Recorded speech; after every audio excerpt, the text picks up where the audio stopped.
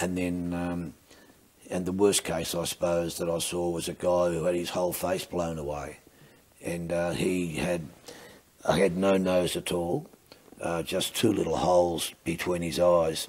And his whole face was just skin hanging down, like there was no bone, jawbone, nothing. Just shreds of skin hanging down. And two holes between the eyes. And I mean, how could a guy like this make it?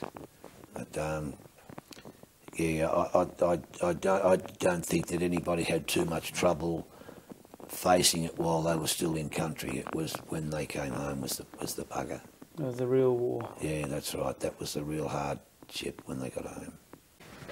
I had to go through their pockets, and I don't know if you could ever imagine reading a letter from a wife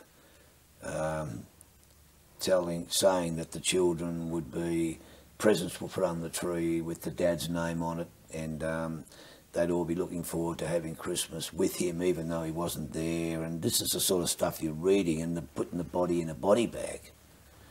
That's bloody heavy stuff, I'll tell you.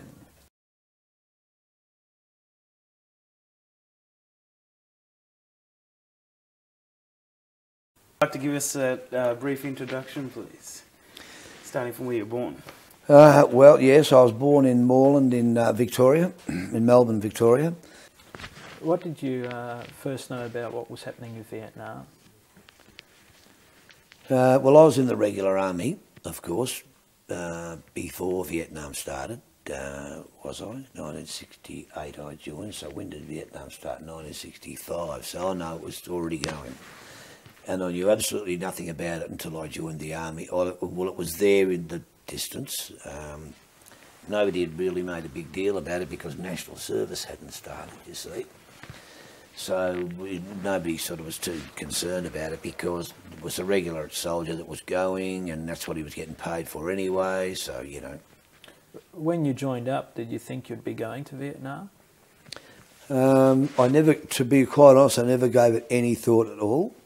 I knew, of course, when I joined up that if war broke out, that's what you were there for. Like, it wasn't just to trundle around the headquarter building somewhere and masquerade as a soldier. I knew that I was going to be trained, and if anything happened, we'd have to go. It wasn't, I suppose, till I got to Kapuka when they started training us for grenades and map reading and field craft and all that sort of stuff, and they saying that some of you people within 6 months are going to be in Vietnam. And I guess that's when it hit me. And if you don't listen to what we're bloody telling you, you're not going to be coming home. On a scale of 1 to 10, 10 being just like Vietnam and realistic, how much did that Canungra, how much was it like Vietnam?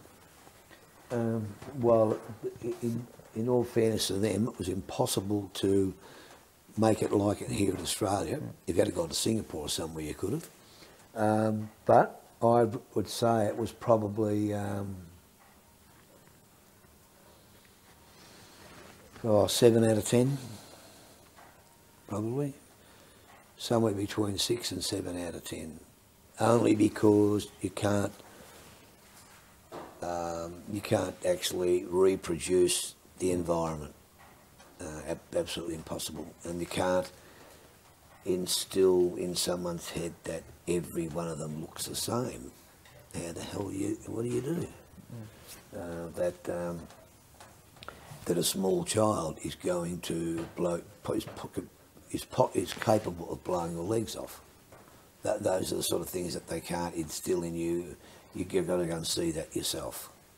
But, yeah, and that's what a lot of people didn't understand back here when they found that villages had been burned or bombed, etc. They didn't understand that the small child that had been bloody bombed with it was also a VC and carried a hand grenade and all the other little things that could blow your legs off or kill you. So it didn't matter whether they were this big or this big. If they carried something that was going to harm you, then they were the bloody enemy. And it's hard to for someone back home, that's hard to come to terms with that. And it's hard to differentiate between the small child smiling at you.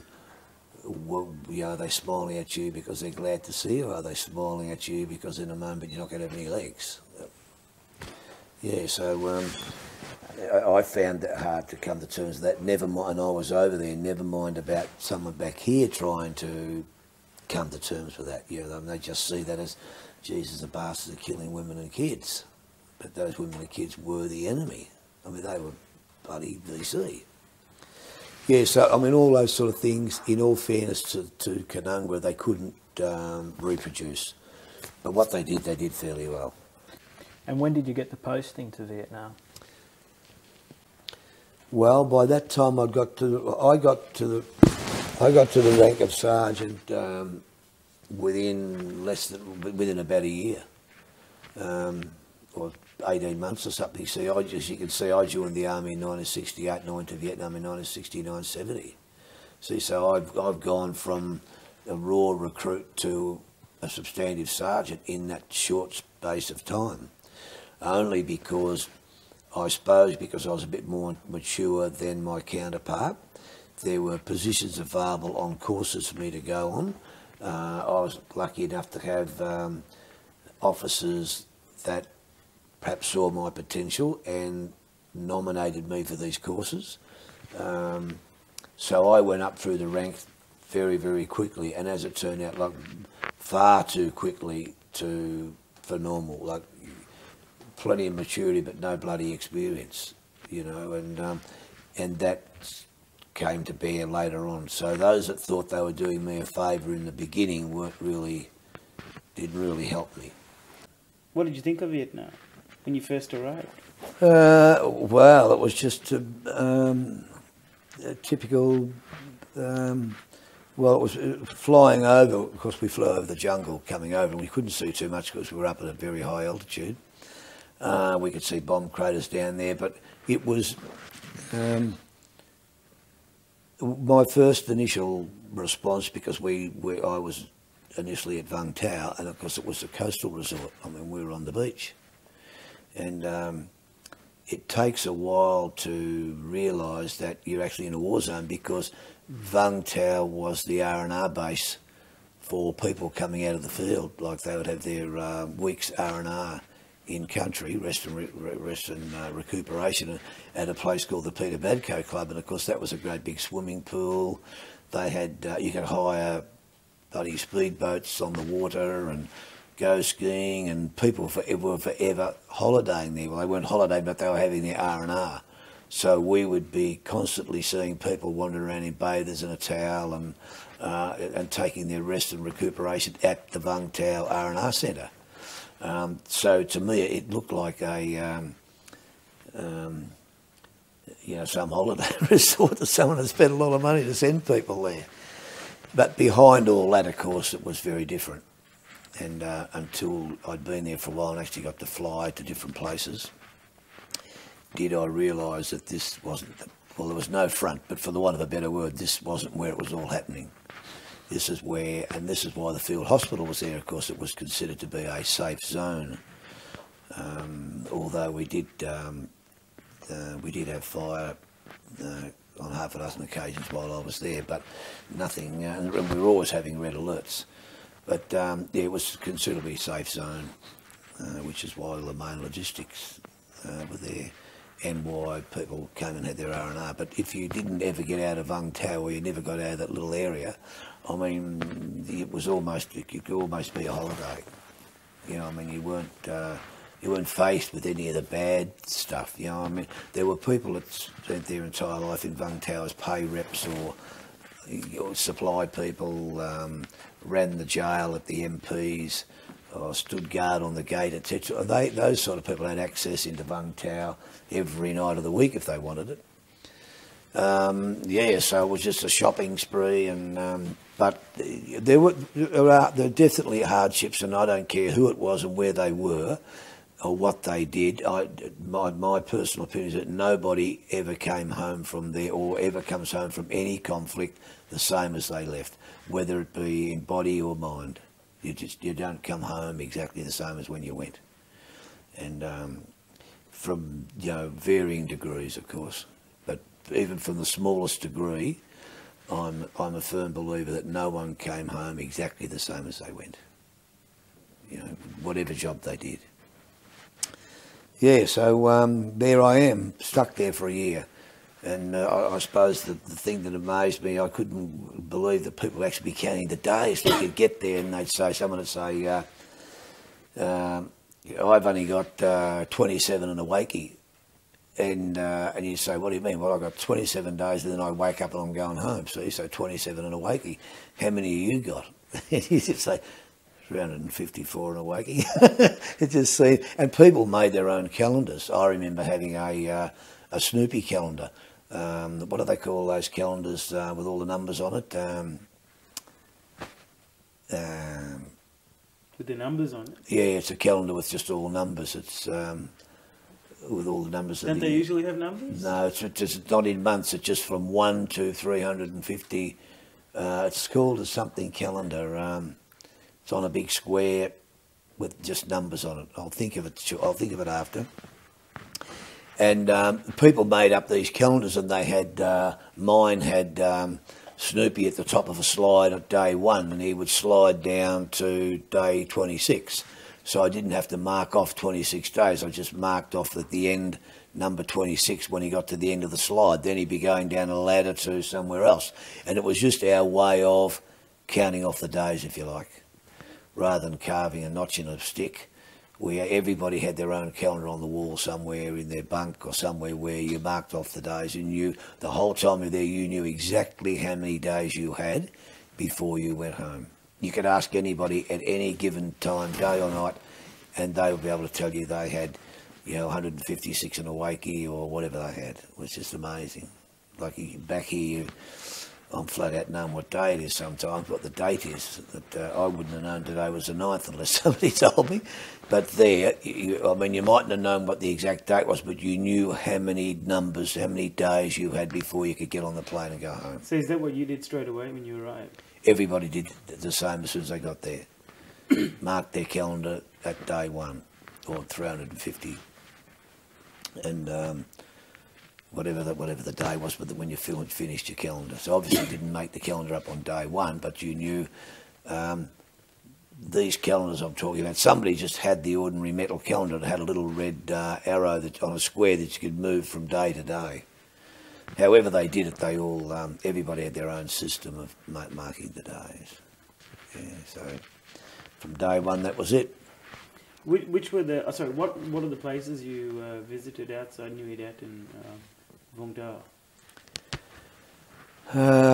Well, we went. I made quite a few trips to Vinloy, and Vinloy was a Korean hospital where we took Vietnamese that had been flown in. They hated the Vietnamese, the Koreans, and we would take them by road ambulance to this Korean hospital at Vinloy. And if you took 4 there today, with drips in, etc., if you went back tomorrow with another 3, the 4 you took yesterday were gone. So they'd pull the drips out in the middle of the night, and whoever it was would be dead the next morning, and they'd just disappear.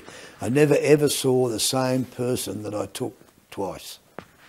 And mind you, I didn't go every day. I mean, it was a sort of a different people went. Like we all, I wouldn't say we took turns either, but everybody, well, not everybody either, because those that worked in the lab or X-ray didn't go, but there were certain people in the system that took turns, if that's the right word, to go. And the ward master, I might add, always went, but somebody else would go with him, and you'd have sometimes 3 on board, or 2 on board, or 1 on board. Oh, sorry, just when you fiddle with the mic, everyone does it. It's a nervous twitch. It goes. Yeah, it makes a rustling sound. On the mic. I didn't do it this morning at all, did I? We'll get you something else to twiddle on. No, I'm right. I'm okay. I'm all right. Yeah. So, okay, when you first, you were with the first Australian Field Hospital. I was. Tell us about the tasks you were designated when you first arrived. Okay, when I first got there, I was in charge of the admissions, and I had staff there to look after, for running the admissions and discharge centre, the A&D as it was called, and their role was to monitor people, as it says, being admitted and discharged and their conditions.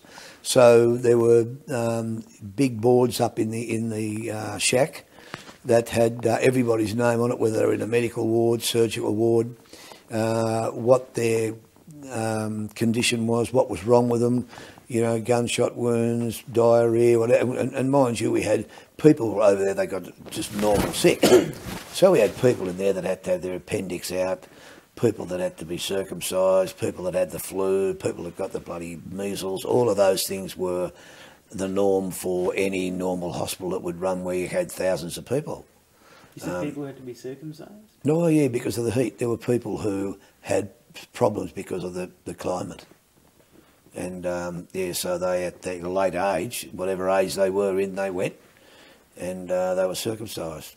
So from everything from that to coughs and colds, it wasn't just a hospital that received battle casualties. It was a normal, because we had, 1,000 people in the one OSG, in the Australian Logistics Support Group, and they were people who were susceptible to all the normal things, like, from standing on a bloody nail or getting caught in the barbed wire running at night time if they got a red alert. So all of those things we had patients for. So it was a 100-bed hospital, and it was divided up with a surgical ward, a medical ward, an intensive care unit, theatre, X-ray, pathology. Then they had another room there with a door on it with a tap dripping, and that was lovingly called the Jack Shack. That was where people who got the dreaded disease fronted in there, and they'd stand them there with their pants down and a layout of the bars in Vung Tau. They say, point to me and tell me which bar you were in last night, or which bars have you been to? So they could say, oh, I've been in that one there and this one over here, and then they could do something about going to find out who it was that was spreading the disease, you see. And so this door, I always remember the major's name was Gavin Hart, and he was a real dag. He was just really suitable for this job. And they'd be standing there with the bloke, he'd be standing there with his pants around his ankles, getting examined while one of his medicists was showing him, saying, now, where were you? Tell me where you were. And I always remember that, and there'd be a long seat with people sitting on the seat waiting to go in there. And I might add, I never got to sit on the seat. But I do remember being at the just outside the admissions and discharge was a casualty, and I remember people just at the front there to get certificates stamped and what have you, or get medicines. And I remember this hard as nails old nursing sister there, and this young guy fronts up to the counter, and he's nervous as all anything, twitching, etc. And she said, yes, what can I do for you, son? And he said, I've come to get an injection. And she said, through the swinging doors, turn left, sit on the seat where everybody else is. So he went through there, and I think this poor little bugger worked in the ASCO canteen. He was a sort of timid little bloke. Anyway, he sat on the end of the seat with everybody else, and when his turn came, he went in, and they whipped his pants down around his ankles, and they were pointing, where were you in the bar? And he said, I've never been to one of these places all the time I've been here. And they said, well, what the hell are you doing here? And he said, I've come to get an injection for my international health certificate to go home. And he said, and they set me round here. Yeah, so the poor little bugger, all he needed was an injection of tetanus or whatever he had to have, typhoid or something, to go home. And he looked so guilty that she straight away suspected that that's where he had to be, so she shot him around there. And, yeah. But so our role at that stage was to monitor all the conditions on the border, and every day they had to be changed. If somebody went from the VSI, very seriously ill list, back to the SI list or to the satisfactory list or back the other way, they all had to be marked in. They had to be accurate as of the hour. They were all done on a big chalkboard, not a chalkboard, but a plastic whiteboard type of thing.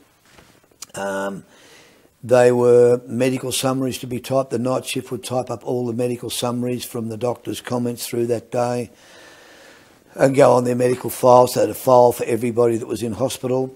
They typed up medical summaries and got people's possessions and things ready to go home medevac. They had a medevac once a month. The RAF Hercules used to fly in and take them all home, those that were going home. So all that work had to be done. We also looked after the dust-off shack, which meant that when the chopper was coming in with casualties, when they got in the vicinity of our location, they would radio in, call sign Vampire, and tell us how far out they were, what they had on board. So they'd call in and say, Vampire, this is Dust Off 241. We're inbound your location, approximately 30 minutes out. We have on board 2 gunshot wound, 1 above knee, traumatic amputation, etc., etc. So we get all that down, and then it was our responsibility to notify all those people that need to be notified. We need to notify the theatre staff, the anaesthetist, the pack store, everybody, because when these guys got off the chopper, you can imagine they just didn't mose off. They had grenades, weapons, live ammunition, all sorts of stuff, all real live ordnance that they couldn't take into the hospital. So somebody has to be there to strip them of all this gear. Because when we go to the other side of it, when you dragged them on board the chopper out of the jungle or wherever you took them from, they would still have all this stuff on them. All their ammunition, all their grenades on their belt, or up here on their buckles, all of that stuff would be there. And you're just too busy putting tourniquets on, stopping the bleeding, putting drips up the set to be worried about taking grenades and things off. So that all happened at the other end. So there'd be the pack store would be there, the ward master would be there, and there'd be staff there to with stretchers, etc., to take the patient, strip the stuff off him, and we had an ammo dump off to one side of the helipad where all this stuff was dumped straight into there, so that when the patients came down the ramp into triage, then they had nothing but their greens on, their greens and boots, or what was left of whatever the problem was. So then, were there any instances where ammunition posed a serious threat? No, we only had one incident where I'd actually come on the chopper with pick the person up, come on the chopper, and I was to get off and have a break, a couple of days off, and I had on board a Vietnamese female, middle-aged Vietnamese VC female, and she had gunshot wounds to the pelvis, and so I got off with all of that, and normally the chopper would lift off and go away, but I got off with all of that, went into triage, and of course they had an x-ray machine there that the x-ray guys just used to wheel up, and he could lay it down, do what he liked with it and take x-rays. So he's taking x-rays of all the pelvic area, and all of a sudden there's this big black shadow up inside her vagina, and everybody said, "Oh Christ, there's a bloody grenade in there." So she was wheeled straight out to the chopper pad again and left there. We got 2 warrant officer ordnance bomb disposal people over from the ordnance depot, which wasn't far away from the hospital, and they put rubber gloves on and of course went fossing up there to get whatever it was, and to everybody's amazement it was a great wad of American money wrapped in banana leaves or coconut leaves that she would use for buying rice or ammunition or whatever. As they were going through the jungle, they'd obviously have to buy food and stuff from villages as they went, and this was this great big wad of American currency which looked like a grenade. Yeah, so I mean, from memory, I mean that's about the only time that I can recall that there might have been, that there was any problem with that, because I mean it was done fairly like it was a procedure that always happened.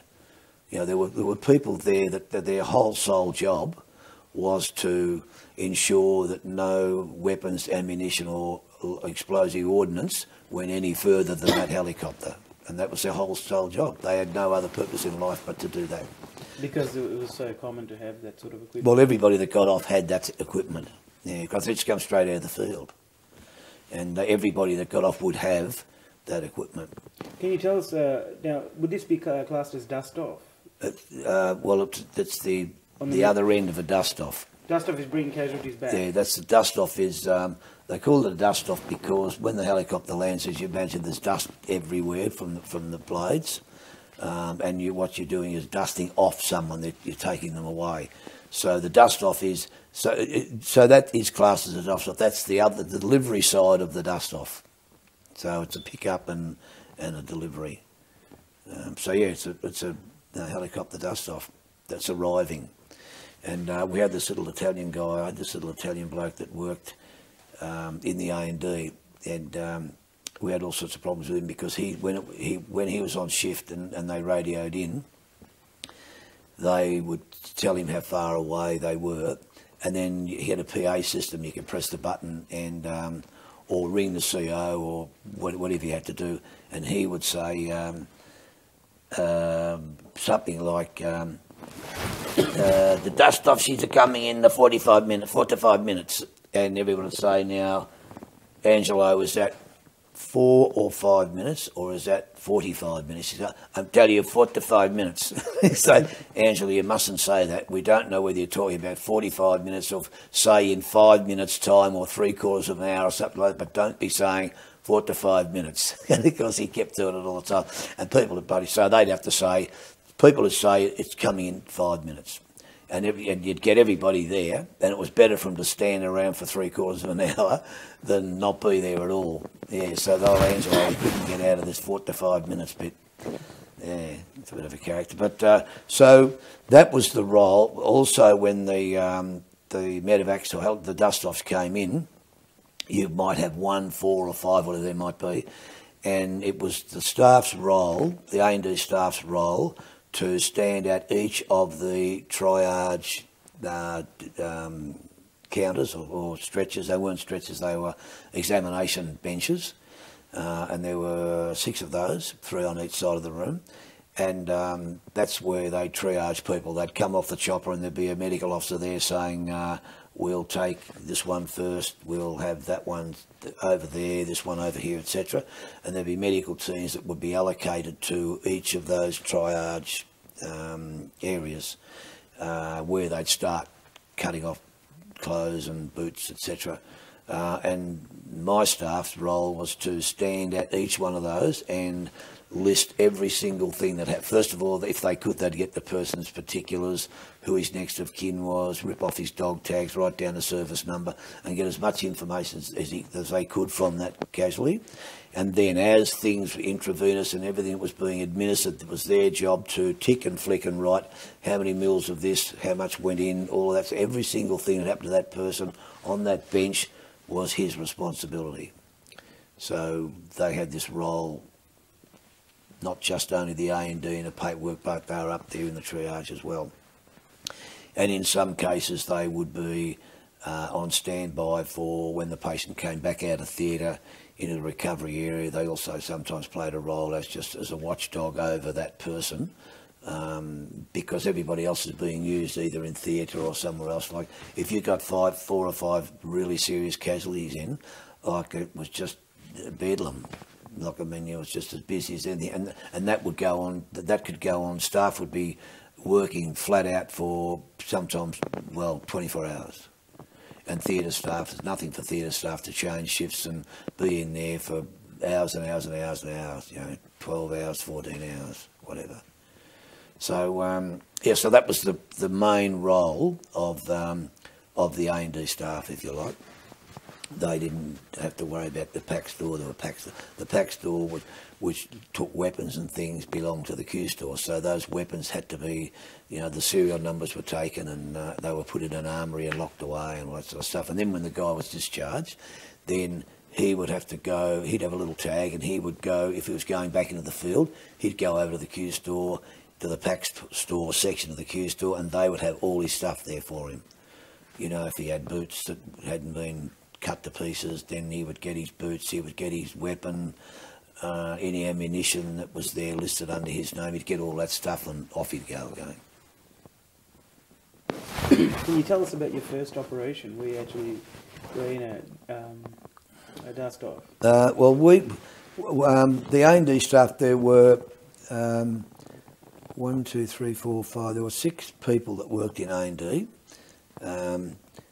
myself and one other were allocated areas of responsibility to Long Bin, etc.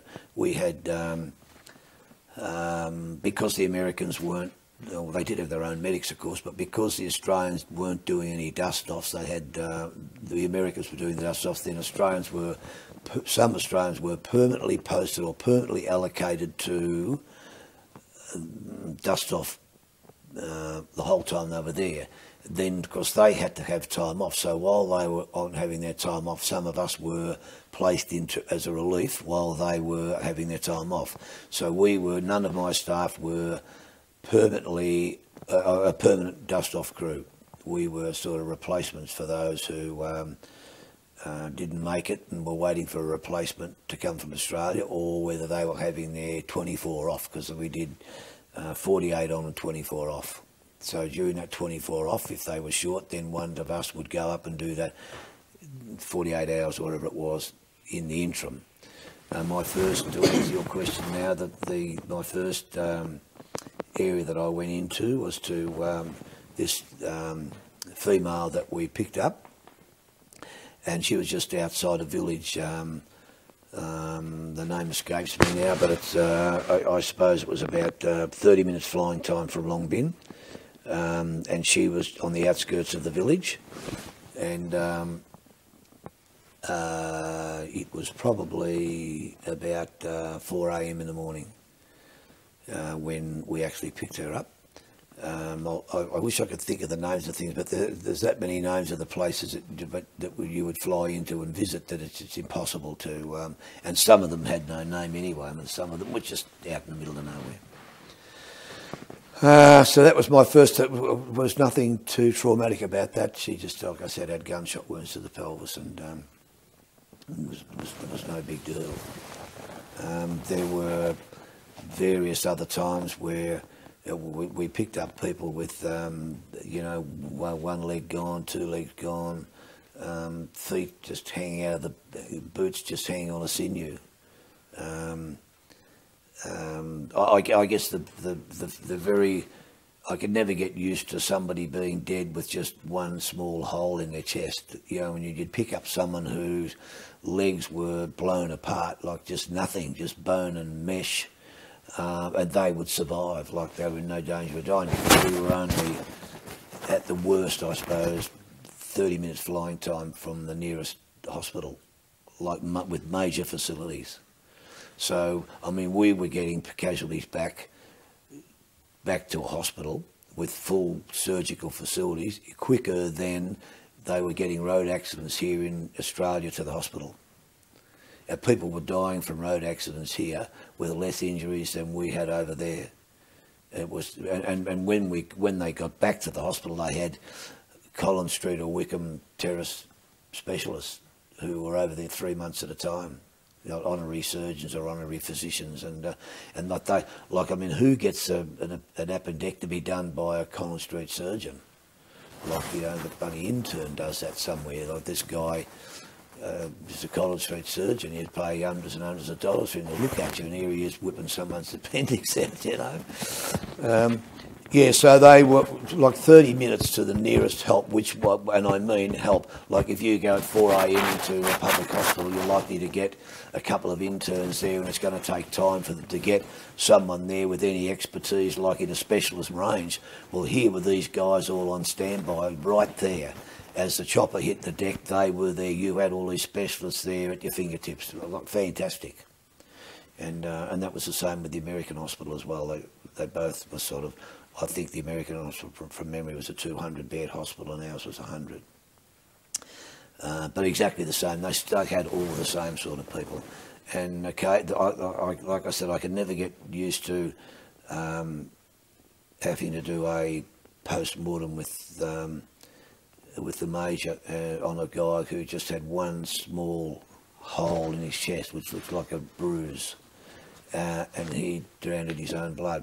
The bullet had gone down and pierced his lung. He drowned in his own blood, and he would have been a paraplegic anyway because the bullet we pulled out was wedged in his spine. But to look at the guy like he was perfectly all there, and then And the worst case, I suppose, that I saw was a guy who had his whole face blown away. And I had no nose at all, just two little holes between his eyes. And his whole face was just skin hanging down, like there was no bone, jawbone, nothing. Just shreds of skin hanging down. And two holes between the eyes. And I mean, how could a guy like this make it? And when I left Vietnam, he'd come back from Japan, and he'd had his whole face rebuilt. He had wire jaw built.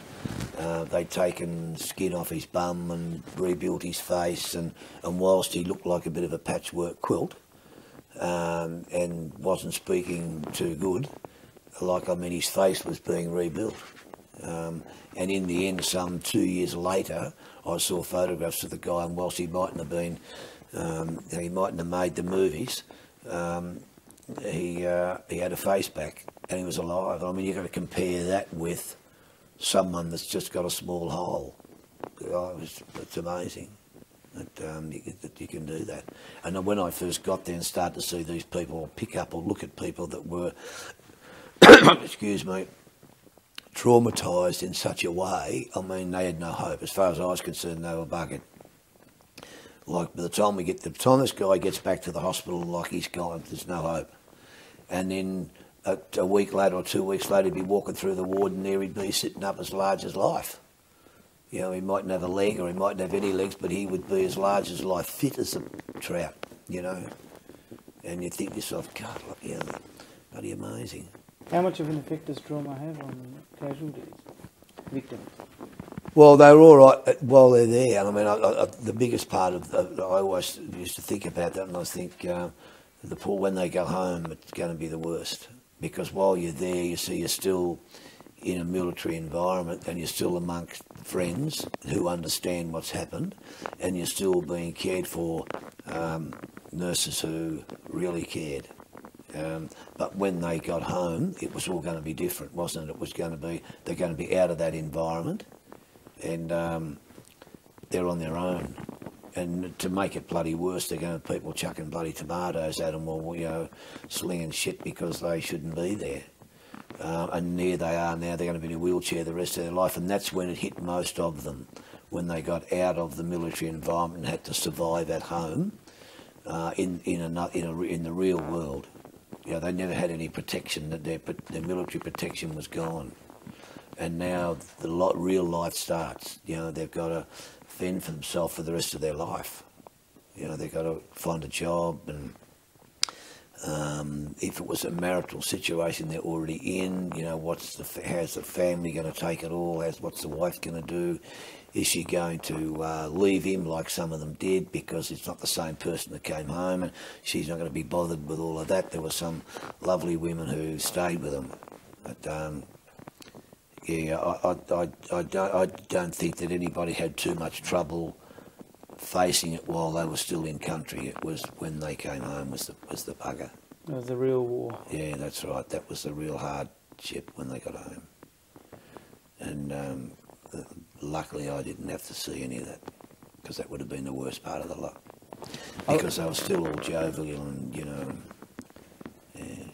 Well, I want to explore that a bit later on once we've concluded your Vietnam experience. However, on the nature of casualties, what about landmine casualties? Now, I understand they were fairly common. Oh yeah, they were very common. There were more landmine casualties than anything else, because that's the way these buggers operated. They, you know, they set booby traps, set mines, set booby traps.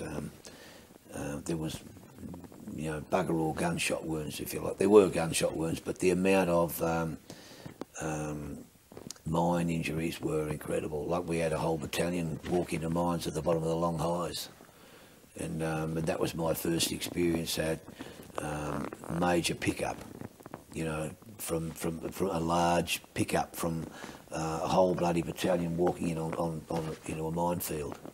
And, you know, they were just massive casualties of, you know, feet off, legs off, all sorts of things. And there was one fellow that I got to know very well as a sergeant, a platoon sergeant, and they'd harboured up for the night. and he was going back to check on his section, and he walked from one hoochie to another and stood on a bloody mine, blew his legs off. And people have been walking through there, that's where they'd harboured.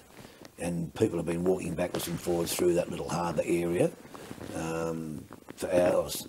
And he walked back between one hoochie to the next and stood on a bloody mine and blew his legs off. So yeah, the mines were a big part of the injuries over there. That battalion you speak of, do you remember what the name of the battalion? Yeah, 7 RAO. And in that particular dust-off operation, how many casualties do you recall, estimate? There was in excess of 20, I think, but they weren't, they're ranging from,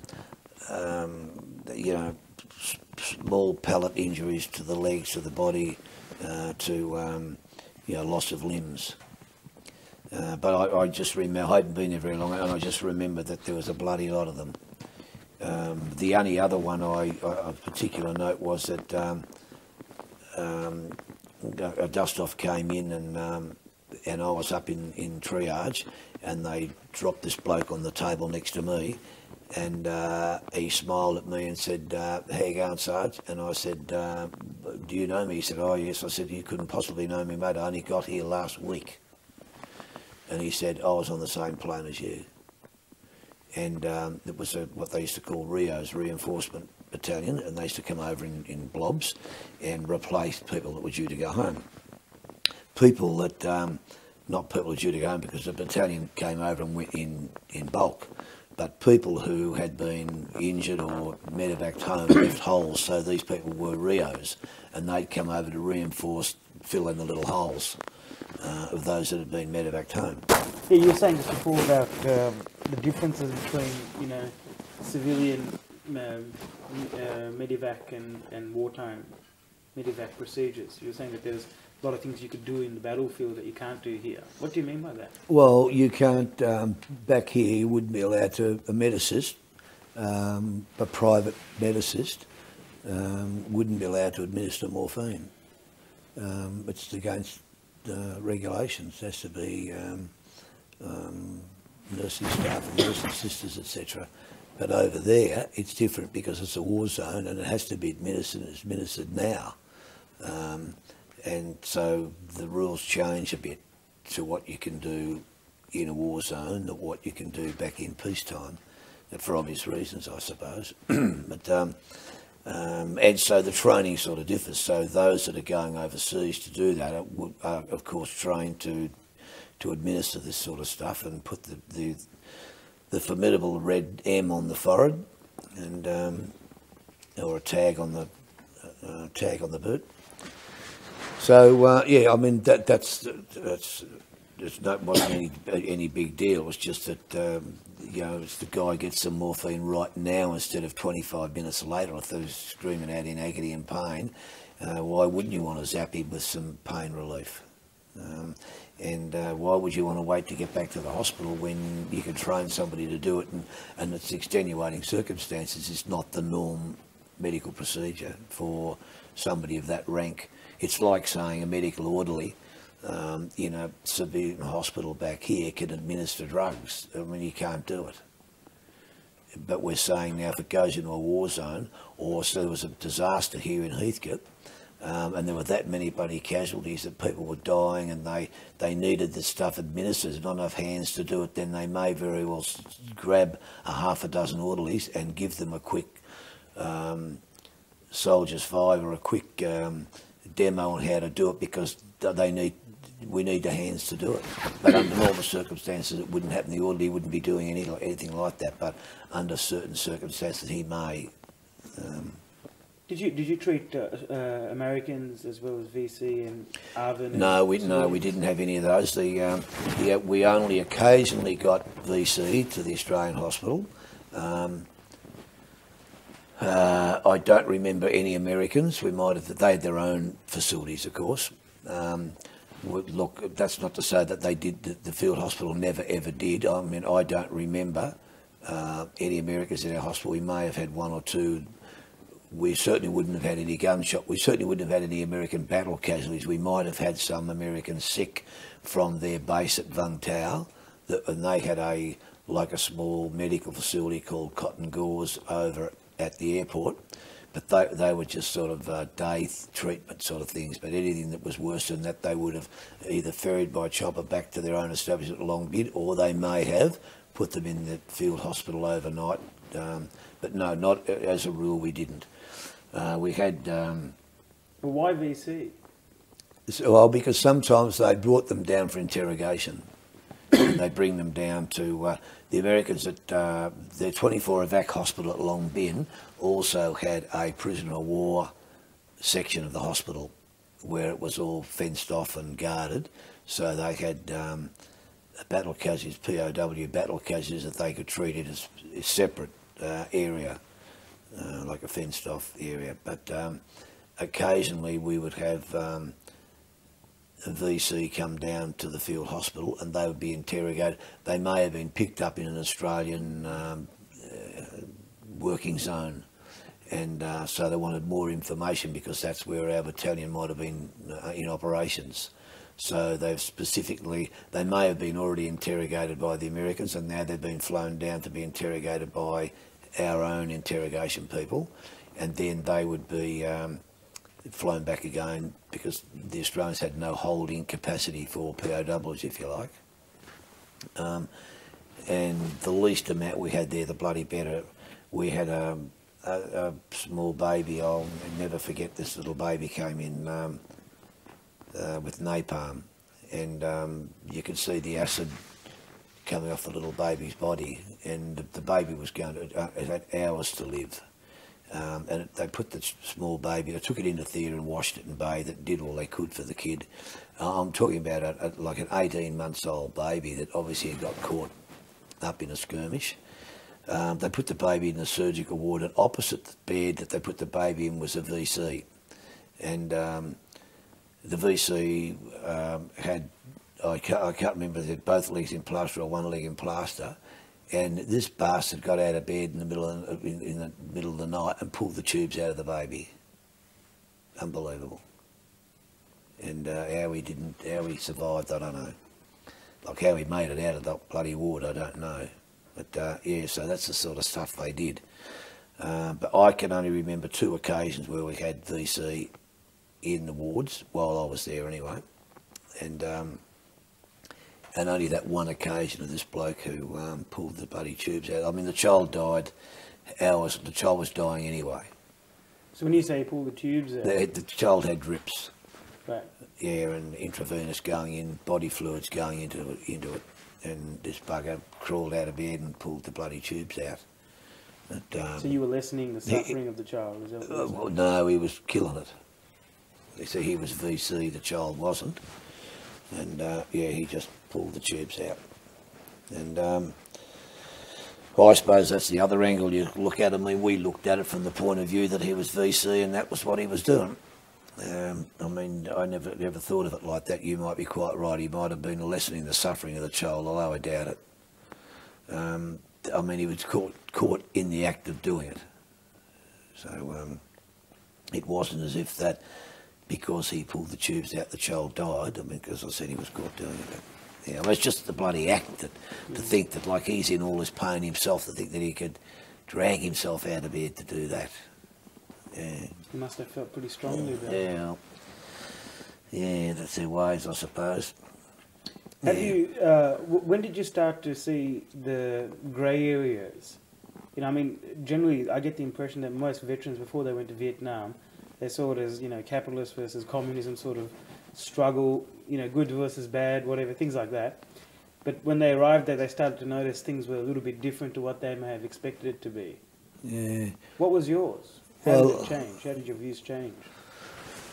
I didn't think too much about it when I went. I mean, I was a regular soldier and you go where you're told, and, you know, I mean, I can't be worrying about the conflict and who's right and who's wrong. If I was going to start worrying about that, I might as well join the conscientious objectors and stand on a box. But I mean, I joined the system knowing that someday I might be sent away somewhere, and you go like they're doing now. it wasn't until I got over there that, I mean, it's like everything else. Once you get involved in it, you start to learn about what's going on. And whilst I never ever thought that we, from one perspective, that we shouldn't be there, I mean, we had to be there because we had alliances with other countries that were involved. And I mean, if they ask you for assistance, you have to go. It's part of the treaties. That's why the New Zealanders were there. So from that point of view, I had no problem about being there because I knew I wasn't silly enough to know that we have to go as part of the treaties. So I didn't see any problem. When I got over there, I saw how futile it was. I suppose within 6 months of being there, I suppose, you could see that it was just we're never going to do anything. It was just going to be an endless thing. It would go on forever and ever and ever. I mean, you know, they were being supplied arms and ammunition from somewhere else, and how the hell can you treat that? I mean, you could go there and blow the place off the face of the earth tomorrow. Americans could have blown this place to smithereens tomorrow, but that wasn't going to fix it either. I mean, look what they've done in Iraq, bombed the place to buggery, but what's happened? It just goes on and on and on. And I suppose after about 6 months I realised that, look, this is absolutely hopeless. And if you're going to do anything at all, you need to get the small child from school at kindergarten level and start educating the child, and it's going to take hundreds of years if you're going to keep wanting to put that effort in it. And it's just not worth the effort. I mean, they do their own thing, and have a look. Ho Chi Minh marched back into Saigon, and the whole thing wasn't worth it. All those lives lost and all the, you know, plunder and misery, all for nothing, because the area in the ground they gained was just given up, you know, in a flick of an eye. Yes, I mean, I suppose it was 6 months before I sort of, you got to be there for a while to sort of see what's happening and who's winning and how much ground you're getting, and it was it wasn't a front anyway. There was no battle front, as you're probably quite aware. It was just a sneaky stuff all the time, and yeah, sneaky stuff that could go on for 100 years. Well, it's been going on for 100 years, hasn't it? It started off with the French, and so they've just left to their own resources now, and life goes on. Were you actually ever in a situation where you saw skirmish actions, firefights, or anything else? Well, only from above. Yeah, I mean, I tried to have my feet off the ground as much as I could. Yeah. I mean, it always amazed me, though, if you flew at night, the doors of the chopper, both doors would always be open, and it always amazed me, like it was like you'd hear gunfire and you'd see these fireflies, you know, in the air. I mean, inside the chopper, and they actually were tracer rounds that were, you know, coming in one side and go one door and going out the other, and and suddenly you go, ooh, that's right. I could try and become part of the bulkhead somehow. Yeah, but I mean, you don't realise it, do you? Because I mean, it's just you think, oh, what's the little red things that are there? But no, I tried to be up, and of course the helicopter's most vulnerable time is while it's on the deck, and you know, you're being screamed at the whole time to get off the deck, get off the deck. You know, what are you doing? What are you doing? Because the medic goes out on a long lead off the helmet because you're in communication with the pilot all of the time. Also is the crew. Everybody's on a long lead, so that everybody's in communication with everybody all of the time. And the moment they put the skids on the deck, they want to go. You know, they're only there a second and they want to go again. And you're being screamed at to, you know, get on and get out, get on and get going. And when you get to the stage where you go into an area and you're trying to pick up casualties, and the ARVN soldiers are all trying to get on, and you've got to be kicking them off. Like, we had a big American half Cherokee, and as part of the crew, he was a huge man, and he, as fast as they were coming in one door, he was throwing them out 4 at a time, out the other door, because they were only small, and they're coming in as fast as they're coming in one door, they're going out the other door. I'm hanging off the skids as you lift off, because I didn't want to be there. Here's an opportunity to get out of here. It's our only opportunity to go. And they buggered the casualties, you know, let's get on here. And if I can cling on and hang on, maybe they'll take me. So, yeah, you just have to leave them behind. I mean, that's what they were there for. And so they must have been doing it hard, I reckon, if they all wanted to get on. Yeah, so, but no, other than that, I wasn't involved in anybody directly shooting at me or me having to directly shoot at anybody else.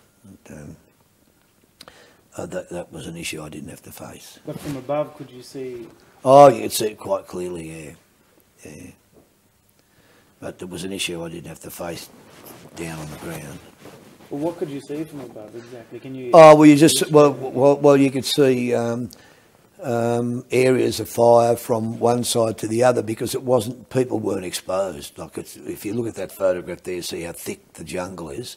People just weren't exposed, like it's just firing into the jungle, and even the flash suppressors on the end of the rifles wouldn't hide every flash. But yeah, that's all you could see. Or you might see 2 or 3 people run from one place to another, or and mind you, we didn't hover up there looking.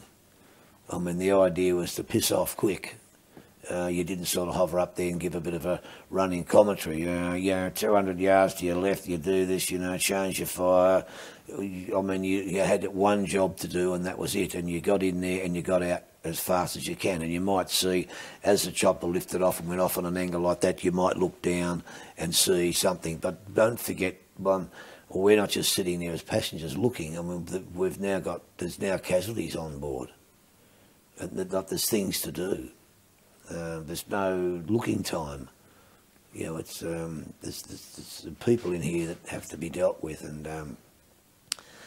and they're sliding all over the place. It's all very well if you pick up one because they can go into the proper place, but if you've got 5, and they're anything from sitting to laying to traumatic amputees, I mean, there's a bloody lot of work to do. And it's not. I mean, we've got the crew as well to assist.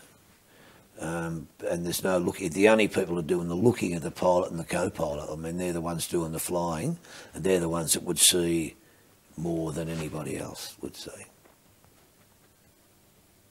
Now, you had obviously something to do with the Americans. Can you tell us about your views of them and your experiences with them? Well, I only had a small. My dealings with the Americans was very small, because we're talking about one crew. We're talking about when I actually went up there and stayed there, where I lived in a hut, stayed in a hut with 4 others, and the only others I met would be if you go to the dining room. It wasn't called the dining room, of course. You went to the mess hut or whatever they called it. And you sat down and spoke. Some of the crew would introduce you to somebody else. Oh, this is Chuck from Arizona or whatever, and you say, "How you going, Chuck?" "Ah, damn mate," but you never ever. I never had a social arrangement with any of them except the small crew, small bunch. I always thought that most of them were, fairly loudmouth, exaggerated. Like that. Yeah, loudmouth magpies, exaggerated. But I must say that the people that I flew with in that helicopter were fantastic blokes, and one of them so much so that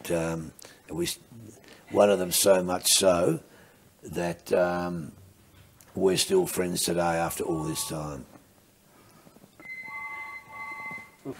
Yeah. I didn't have a wide scope with any of my, except the little bunch, and I did find, although some of them I thought were quite over the top at functions that I went to, farewells, and when I say functions, like farewells and things for people going home, some of them were right over the top, and I thought, I don't know how long I could survive with you, mate. But lucky for me, the guy that I flew with, this Bruce Nelson, was just a champion bloke. And that's why to this day we're still very good friends, because he's just such a nice guy. And of course he comes over here, been over here twice now. And yeah, although I've never stayed in touch with the rest of the crew, I do talk to Bruce when I do see him about how they're getting on and what are they doing, etc.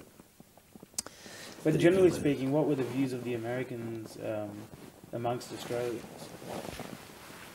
What you gathered from just casual conversation? They did everything in bulk. I mean, the Australians had to sneak around in small numbers, etc., and the Americans would go up the guts with tons of smoke, radio, flinging their cans of drink out on the side of the road, or throwing their lunch box or whatever they had. It was just like. There were so many of them, it was an expendable thing. Like if they lost 50, who cares? Like if we lost 5, we'd care. We couldn't afford to lose 5 where they could afford to lose 50. I suppose that's the way they looked at it. But they went everywhere in mass.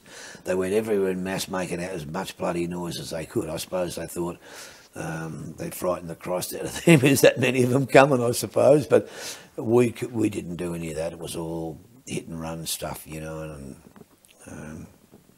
they just went sort of scrub jumping. And you could see the difference. I mean, our people were trained, you just didn't throw any of your garbage around. It was burn, bash and bury. So there was no evidence of you being here, because they were, all enemies are very good at reading the signs of the ground, like, how much rubbish has been left behind, by how many numbers are in the group and all of that sort of stuff. So they're intelligent. So the more shit you leave laying around, the more information you give to them. And we had an interpreter called, an Arvan interpreter called Tan. And he unfortunately was on the top of a APC in convoy, and they were patiently waiting for the engineers to sweep the road for mines, and he threw his tin of bully beef or something, whatever it was, off the side of the tank. And somebody screamed at him and said, you've been told not to do it. He jumped off the bloody tank to get it and jumped straight on a mine. And it blew him right up into the top of the trees. And when he came back to the hospital, they had him in a ground sheet, and his whole body was only that long. That's all that was left. And all the specialists just couldn't believe it, that he'd just been compacted. He opened the ground sheet and there was just a mass of leaves, twigs, bits of branches, whatever the tree was. His head was absolutely in perfect shape. Like it happened so quick, it didn't even have time for his eyes to glaze. And from his head down was just a 12 inches of, you could see a thumb poking out here and a toe out here, and that's all that was left, and just a massive goo. That must have been a pretty powerful mine. Then the head shoved on it, just blew him. Well, it would have been a mine for the track, you see, to blow a track off a tank. Just blew him to buggery. I mean, they gazed at him for ages. All the specialists came and looked, and they just couldn't believe it. What could be left and what could happen. Yeah, so, I mean, that's how important it was not to chuck stuff off, but of course he jumped off to get it, and it's got to be bad luck, I suppose, to just land both feet right in the wrong spot. And he was with the Australians at the time? Yeah, he was an Arvan interpreter. Yeah, in fact, he was the Arvan interpreter for the field hospital. I think we raffled his motor scooter one night in the mess. We couldn't find who else was going to get it. Like, what do you do with it? So we raffled the thing for a Red Cross or something. Yeah. What did you think about the Arvan? What was the view amongst Australians? Look, I didn't. I don't know that I could comment too much on that, because I guess you'd have to ask the soldiers, like infantry people that actually work with them, because the only dealings that I ever had with Arvan were the ones that were attached to the hospital as interpreters. And they were just, normal guys. I mean, always the ones that I spoke to that were at the hospital were all okay blokes. Yeah, but from any other point of view, I guess you'd have to talk to the soldier that worked alongside of them, because I couldn't comment other than having a beer with the guy in a mess or having dealings with him at the hospital. And our area didn't have much to do with them anyway, because our area didn't need to have to talk to interpreters. I mean, all the people that we were dealing with spoke our own language. It was only if they had Vietnamese come in, like occasionally one of them would get bloody run over in Vung Tau or something, and they'd come into the hospital for treatment. I can't remember the little boy's name that got run over, squashed his leg off, and he was at the field hospital for quite a while. And the parents used to come and visit. If I remember rightly, they didn't allow the father to go anywhere near him because he was going to do away with the child, because he saw the child as a burden, because the child couldn't now work, couldn't do anything, couldn't earn anything for the family, so he was going to be a burden. So they would rather, bonk the kid on the head rather than have it saved. And besides that, they get a lot of money from the Australian government anyway. And we were always told that if we were ever involved in an accident in a Land Rover driving, then we were not to, we weren't to go, because if someone barreled himself down the hill, they were known to bash their limbs on the wall or do some more damage to their body, because the more damage they had, the more money they would get. And they saw the Australian government having heaps of money, so if their arm was hanging out of the socket, they're likely to get a lot more money than if they've only got a cut on the elbow. So I remember we were all instructed, if you accidentally knock one of them over on the side of the road, because they used to walk down the side of the road, which was only a gravel thing, any track anyway. Certainly not in Vung Tau, but from Vung Tau back to the base, that was just a gravel road. And I think that yes, we were told on several occasions that if you ever accidentally bowled someone over, that you weren't to go. You had to stay there and get some assistance, but don't leave the person. And when I asked why, that was the reason. That they're likely to go and do more damage to themselves than what's already been done. Yeah, but I guess that's the only time, and I guess that's the reason that the ARVN interpreters are there, so that they could liaise and speak to the local population should they have to use the hospital facility. Well, most of these ARVN interpreters are generally Christian. I couldn't tell you that. Yeah, I would imagine they would have been Buddha. I don't know what they would have been. Yeah, I mean, I don't think I ever entered into a conversation with any of them about religion. It just wasn't. I don't remember entering into too much of a conversation with them anyway. Like, you just ask them how they were, and how's your day been, and it was just more like a polite thing to speak to them. And whilst a lot of them could speak English, they didn't have a perfect command of the English language. They could speak enough language to translate one to the other. But yeah, no, I didn't talk too much about that. Now, you would have had, being in the medical establishment, that you would have had probably quite a unique relationship with the infantry because of your liaison with them. Dust off, that is. And obviously the infantry, the worst affected out of all the units. The tankies copped a bit. Yeah, they were. In fact, if I remember rightly, the guy with no face was a guy that was a result of a round piercing the tank, or an armoured personnel carrier going round and round inside the tank. I think that was he was a result of that. Or you'd get them. They got a lot of burns. The tank people.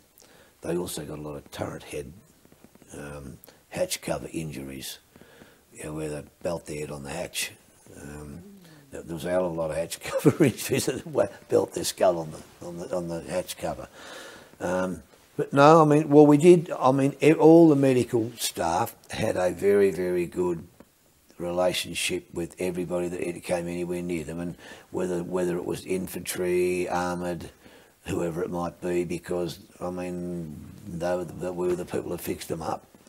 I mean, this helicopter that came out of nowhere was the saviour, wasn't it? Like it was a bird from heaven.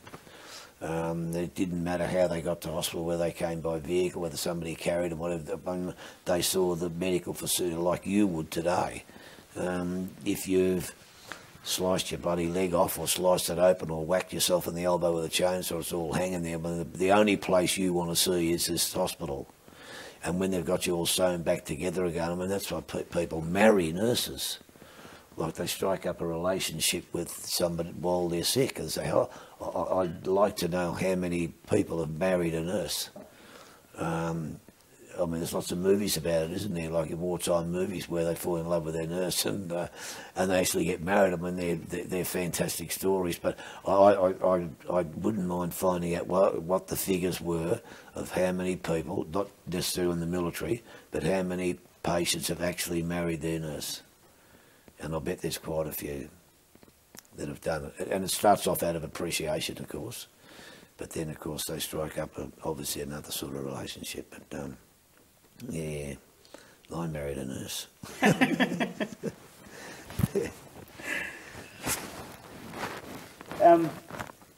And you know, alluding to what I said before about the infantry and armour and things like that, was that were there incidences where you had to deal with people who attempted to commit suicide, self-inflicted injuries? No, we only had one that I know of, and that was a guy, field hospital personnel, who went to his locker, bearing in mind that everybody had loaded weapons, but the rule was, particularly with the F1 machine gun, that you had two magazines strapped to tape together like that. One was empty and one was full, and you always had the empty magazine in the gun, so that people could see that the magazine that wasn't in the gun had the live rounds in it, so you could tell straight away that the magazine that was in the gun was empty.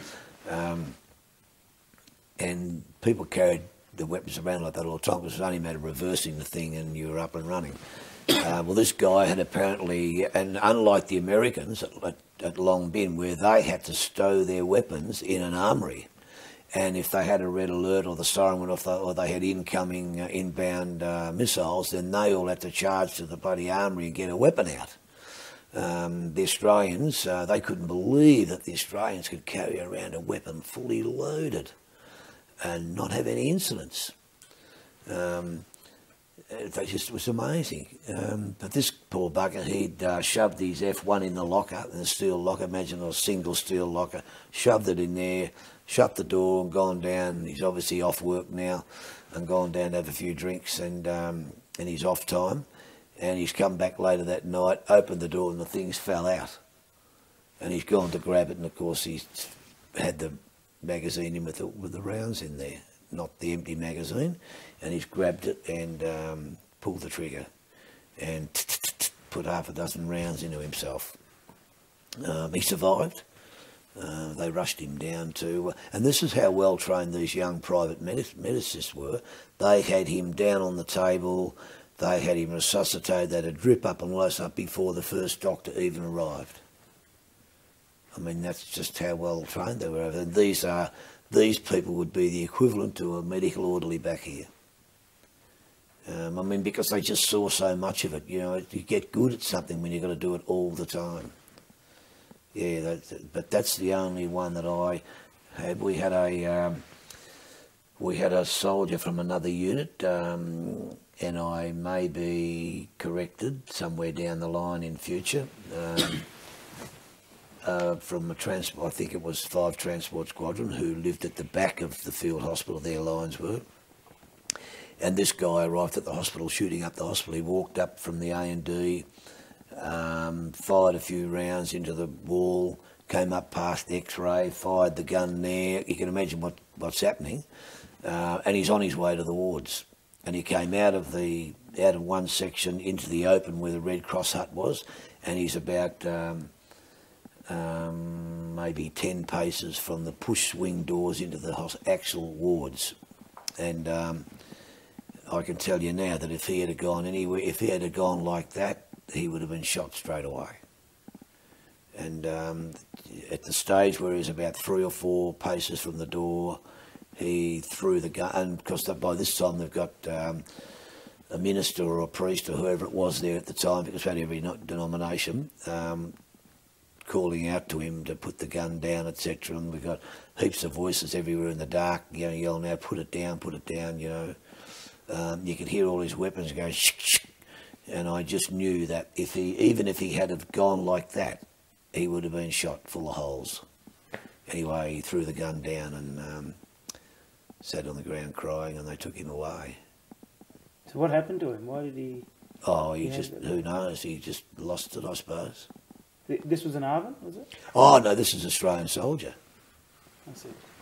Yeah, this is one of our own soldiers from 5 Transport Squadron in the same area. And who knows what happened to him. I mean, he just lost it, I suppose. Is he in the hospital? Yeah, he came down to the hospital with the gun, yeah. Yeah, it's amazing that what do you do? But there wasn't, I mean, that's about the only... What about fragging? That was a problem that took place in Vietnam in alarming proportions. What's More that? in the American Army, fragging. That is soldiers killing each other. Oh yeah, we never had it. There was no problems with that at all. I never saw any. Well, I can only talk to you about my tour, Yep. and I saw no evidence of that whatsoever anywhere at all. None whatsoever. It's the same with drugs. I saw no evidence of drugs with Australian troops whatsoever. I mean, they might have had the odd puff of the marijuana, mind you, that would have been given to them by an American soldier in a bar somewhere. But I can honestly say that, to my knowledge, and I'd be fairly 100% positive about this, that the Australian Army in Vietnam had no way had a drug problem. And I saw the drug problem with the Americans at 24 Evac Hospital at Long Bin. They called an amnesty on their soldiers to come in with their drugs and come in and be really rehabilitated and take and get some treatment, because they would be scratching themselves. I saw one guy who scratched himself with the valve that you would pump a football up with, and he just kept gouging till he got a hole till it got into his arm, heated up with the candle, the stuff, and in she went. And he was in there, his whole arm was this big, and the side of his head was this big. He was just a bloody vegetable. Well, he was a vegetable. And they had a ward set aside at 24 Evac Hospital with these people that had a drug problem. So much so that while I was there, I know they called an amnesty on everybody. Please come in, give yourself up, get some treatment, you know, especially if you've just been introduced to it, you know, get yourself in here now, and oh yeah. And I always thought that was a credible thing with our forces, that there was not one sign of any of that. Why do you think that I mean, fragging was also a serious problem in the American ranks. Why do you think that there were so many problems with drugs and fragging? I don't know. I mean, who knows? I suppose the Americans were introduced to drugs a long time before we were. Like in the civilian world, perhaps. Or there must have been, because I mean, I can remember as a kid growing right up and going right through to my days in the army. I mean, and I hung around with the mob around Brunswick and all over the place, and none of my friends took drugs. I mean, they weren't there. We didn't have any drugs. So talking about the troubles you had with the Nashos, and so on, and you said it was the hardest year of your career? Well, it was, yeah. But it was not the hardest. It was the worst year of my whole entire career for lots of reasons. I mean, the National Servicemen were certainly a big part of it because of their militant attitude, which caused all sorts of other problems for myself under the umbrella of command and control. You see, it's difficult enough when you're the new guy on the block. Like if you go to a new job everybody there already knows the job. They already do it. And if they're not prepared to let you in to tell you what's happening and give you the inside information on how the place runs and what's happening, then it's very difficult for you. And these buggers saw me as a sergeant, so why should they tell me anything? Like, you know, what am I doing there? I mean, they're already doing the job, and if I can't do it already, what the hell am I doing there? I mean, I'm 1 day in country. How the hell would I know what's going on? Every posting's different. And if you haven't got your junior ranks to tell you how things fit in and how it works, you can't take over and control the thing. Even to the point where and I'm a firm believer, if you can't do the person's job you're supervising, then you can't supervise him, man. You know what you're supervising. But you have to be allowed to do the person's job. So if people won't allow you to fill in and do everybody's job that's there, then you've got no hope. And that's where I found myself. They wouldn't turn the job over. I mean, I couldn't get in. If I wanted to do a night shift for argument's sake, say, look, I want you to do the night shift. I want you to do the day shift today because I'm going to do the night shift. Like, I'm on through the day, but tomorrow I want you to be on through the day and I'm going to do the night shift so that I can see what goes on. Oh, no way. Like, what do you mean, no way? I'm not doing it. So, well, you will bloody well do it because I'm ordering you. That's an order. You will be on the night shift. So he'd go over and see some bloody officer over somewhere else and come back and they'd say, oh, Kevin, there's no need for you to be doing the night shift. These guys know what they're doing. There's no need. So it'll be all stalemate. And that was the most difficult time for me because, as I said, I was 12 months in the system. I'm already a sergeant, but I haven't got the experience to be able to go and speak to that particular officer and say, look, this is the way it's got to be for me to survive here. This is the way it's got to be. I need to be able to do this. And besides that, the staff belong to me, and I've got to be able to run my own staff. But you see, being very junior in my rank, I accepted that as, okay, there's no need for me to do the night shift. I'll just plod along. So I plodded along, and I had to learn that job sort of out of hours and bit here and a bit there and a bit here, and it was most difficult.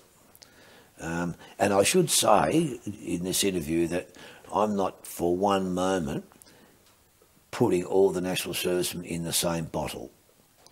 It's just that most of the ones that I had anything to do with, including that national serviceman that shot those sergeants on Christmas Eve, he so just happened to be a national serviceman. And I suppose then the cream on the cake was that when Bolty got in, he said that if you elect me, I will finish national service tomorrow. Now, the army's not geared up to discharge thousands of people tomorrow. Like, so bugger me dead, he gets in, what's he going to do now? Everyone's chanting now, let's get the national servicemen out. Well, you can't get rid of them tomorrow. Like, they've all got to be phased out. There's 100 things to do with getting someone out of the army. You just can't do it tomorrow. So I guess the final coup de grace was when he said, those national servicemen who stay and finish their time, regardless of whether they've still got 18 months to go or 3 months to go or 6 weeks to go, will be given a war service loan. Now, that really was the last straw with me. I mean, we had national servicemen who were conscientious objectors who did not go to Vietnam. They didn't go. Why should they get a bloody war service loan? And here, whether they were regular army soldiers or whether they were national servicemen, they had no bloody legs. And they'd gone over there, and their reward, if you could call it a reward, was a $25,000 war service loan, which wouldn't buy a house anyway. And now these other buggers, if they, to suit the government's, well, Bolty's policy, if they stayed in that little amount of time, however time they got, they would get a war service loan, or a defence home loan, he called it. But the defence home loan and the war service loan was worth exactly the same amount, so there was no difference. So, of course, what did they do? Oh, yes, why wouldn't you? You stay in for the 6 weeks, stay in for the 3 months, and that allowed them, All that really did was give them that breathing time to be able to slowly phase them out. So he got his way, he was true to his promise. These buggers that had caused problems the whole time they were there, not all of them, but those that had, were rewarded. So they didn't go anywhere, they weren't put to any hardship, and they've got the same loan as their counterpart, who was a national serviceman, who's now got no bloody legs. I mean, that really stuck in my craw, and I thought, well, I've bloody seen the lot now. Life's just not fair sometimes. And normally, I've always found in everything I've done, if you're in charge of people, that it doesn't matter what you do to somebody as long as you do it to the same to everybody else. You can tell them they have to stand on their head over in the corner for 10 minutes, but if one guy doesn't have to do it, that's when there's uprise. But if they've all got to do it, they can say, well, I don't really understand why I do it, but we're all doing it, so let's go and do it. So here were those that went overseas and came back, were entitled to this war service loan. Here were those who made it as hard as they possibly could for everybody they came in contact with, and they got the same treatment. And I just never ever thought that was fair, and I've never ever forgotten that. And whether I'm right or whether I'm wrong in thinking that, I'll go to my grave hating the system for making that decision, for the benefit of all those poor buggers who earned what they got. And so I'm probably the wrong person to talk about national servicemen, whilst I do want to reiterate that I don't want to put them all in a jar, because I know some nice guys who were national servicemen and they went out of their way to do the right thing and do their commitment and the rest of it. And then there were those others whom I'm talking about. Yeah, so that's the Nasho bastard, or if you like, what do we have to call them? The selective servicemen. Yeah, so I always remember the day that a bus pulled up at Kapuka, and the CO had come over and said, now there's 3 bus loads of national servicemen coming here shortly. They are not to be referred to Nasho bastards as Nasho bastards. They are to be called selective servicemen.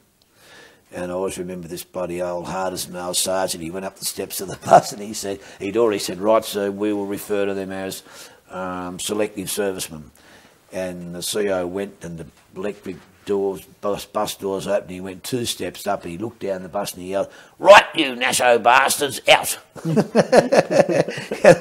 So, well, there you go, that's what they're going to get. Yeah, it's just funny, isn't it? The best example of a field, not best example, but the most famous example of a field hospital is the TV show MASH. Oh, yeah. How realistic is that show, in your opinion? Well, yes, in lots of ways it's very realistic. I mean, casualties came and went just like they did. They didn't come and go on a bubble, a sperm bubble as we used to call it, or a Meccano set on the sides. We'd advanced a bit more since then to the UE helicopter, but the casualties came and went very similar to that. Yeah, I mean, I've seen lots of those shows. There was probably more segregation with male and female staff in the field hospital that I know than the one that's on the TV, the MASH. In fact, MASH came out while I was in Vietnam, and I was in America. I was at Long Bin at the time, and I went with all the Americans and sat in an outdoors theatre type thing that they'd set up, and saw MASH when it very, very first came out. Was that a bit surreal, doing that? Sorry? A bit surreal, considering your experience again. We looked at it as a comedy. I mean, and I said to someone they'd made this specifically for Vietnam because this is what it's like. Mind you, we didn't. Oh well, we did. We had football to the field hospital had its own football team. I remember. Being an Essendon supporter, I remember writing to the Essendon Football Club asking them for 20 of their old jumpers because we wanted to play under their colours, and I had been an Essendon supporter since I was old enough to eat and drink. and I thought that would be good for them to send some jumpers to a team that was playing in their colours. I thought it would have been a good marketing thing. Apart from that, oh no, we didn't get any jumpers. We got a nice letter back saying that the first jumpers get handed to the seconds, and the second jumpers get handed to the thirds. And by the time they get down to there, there's nothing left, and virtually no, you're not getting any jumpers. So because the hospital didn't have a team jumper, and we played in a competition with other units. Mind you, we played on a soccer field, and if you were any good, you could kick a goal from the middle of the ground. Yeah, as I found out that the opponent was on me one day. I can't think of who he was, but he played for Essendon anyway in those days, and he was a national serviceman.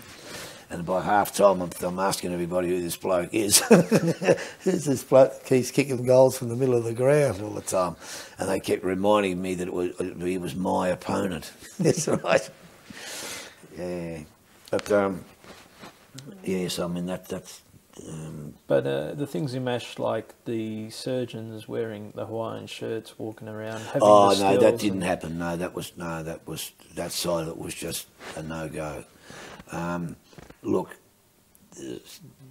medical staff have to be on call 24 hours a day, and whatever they're dressed in, apart from their pyjamas or underpants, I mean, the siren goes, they've got to go. But they always got a uniform or something there to put on. I never saw anybody that was, oh, look, I'll tell you what I did see. I mustn't forget that if someone was on their day off, they were still on call, right? So you could be down the beach on your day off because we were right on the beach. You could be down the Peter Badcock Club swimming in the pool, sitting, having a drink, laying on the beach in your bathers. Now, if something happened, then a vehicle was sent. You had to tell somebody where you were 24 hours a day so that you could be contacted, or someone could drive down and get you. Now, if the helicopter was only 15 or 20 minutes out by the time they got the people they needed and got them back to the hospital, it was quite on the cards that that person was still in a pair of bathers or still in a pair of shorts and a T-shirt. So, I mean, that's the time that could happen. But they didn't purposely front for duty in an Hawaiian shirt. It would only be if they were caught out. And then they'd put the gown on. Theatre staff would have gowns and caps and all that sort of stuff and boots, and they'd shove that on over whatever they were in. But yes, no, they didn't purposely front for work like MASH do. They purposely fronted for work in Hawaiian shirts and things, but no, and walked around the unit like that, but no, that certainly didn't happen.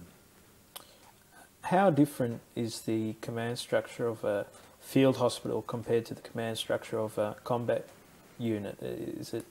Oh, it's all the same. They have, they don't have, a combat unit has platoons and sections, etc. Is it less strict, or? Sorry? Is it less strict at the Oh, no, it's, no, they all have the same command and control. They all have a CO, they all have an OC, they'll all have a regimental sergeant major, they'll all have company sergeant majors. They'll all have the amount of sergeants that they need. The structure is different from a combat unit, because a combat unit has battalions, platoons, sections, it's, companies and sections, where a field hospital or a military hospital or whatever doesn't have all that makeup, but it has the same reporting structure up and down the ranks as the infantry battalion would have. They'd have their company sergeant major in charge of a company, then they got their platoon sergeants, they got their platoon captains and lieutenants, and where a hospital would have the CO, who's the head of the thing, like the battalion commander. Then he's got, then they got their majors, which are OCs. Then we would come down to the hospital and you've got all your section heads, and if you like, they're like the platoons. Section heads, you would have an officer in charge of the wards. You've got nursing sisters in charge, matrons in charge of the overall ward. Then you've got nursing staff that are in charge of each of the wards, a surgical ward. And if you want to liken that to a company or a section, infantry section, then you've got a lieutenant or a captain in charge of that. You've got a lieutenant or a captain nursing staff in charge of that ward. So you can sort of almost shadow them over the command and control's identical, I guess. And I don't think that probably strict, whether it's one stricter than the other is probably not the right word. It's there's probably more socialising could occur at a stagnant unit like a military hospital than it would with a battalion, because with a battalion you've often got platoons and sections out on patrol. They're not always all home at the same time, whereas the military hospital environment, everybody's all home at the same time, so everybody can work together and play together. If you have a unit barbecue, everybody except for the on-call or skeleton staff are at the barbecue, whereas at the battalion there isn't, because there could be 2 platoons or companies or sections out in the field all the time, and you're never ever going to have everybody there at the same time. Were there equipment shortages or any trouble in getting equipment and supplies?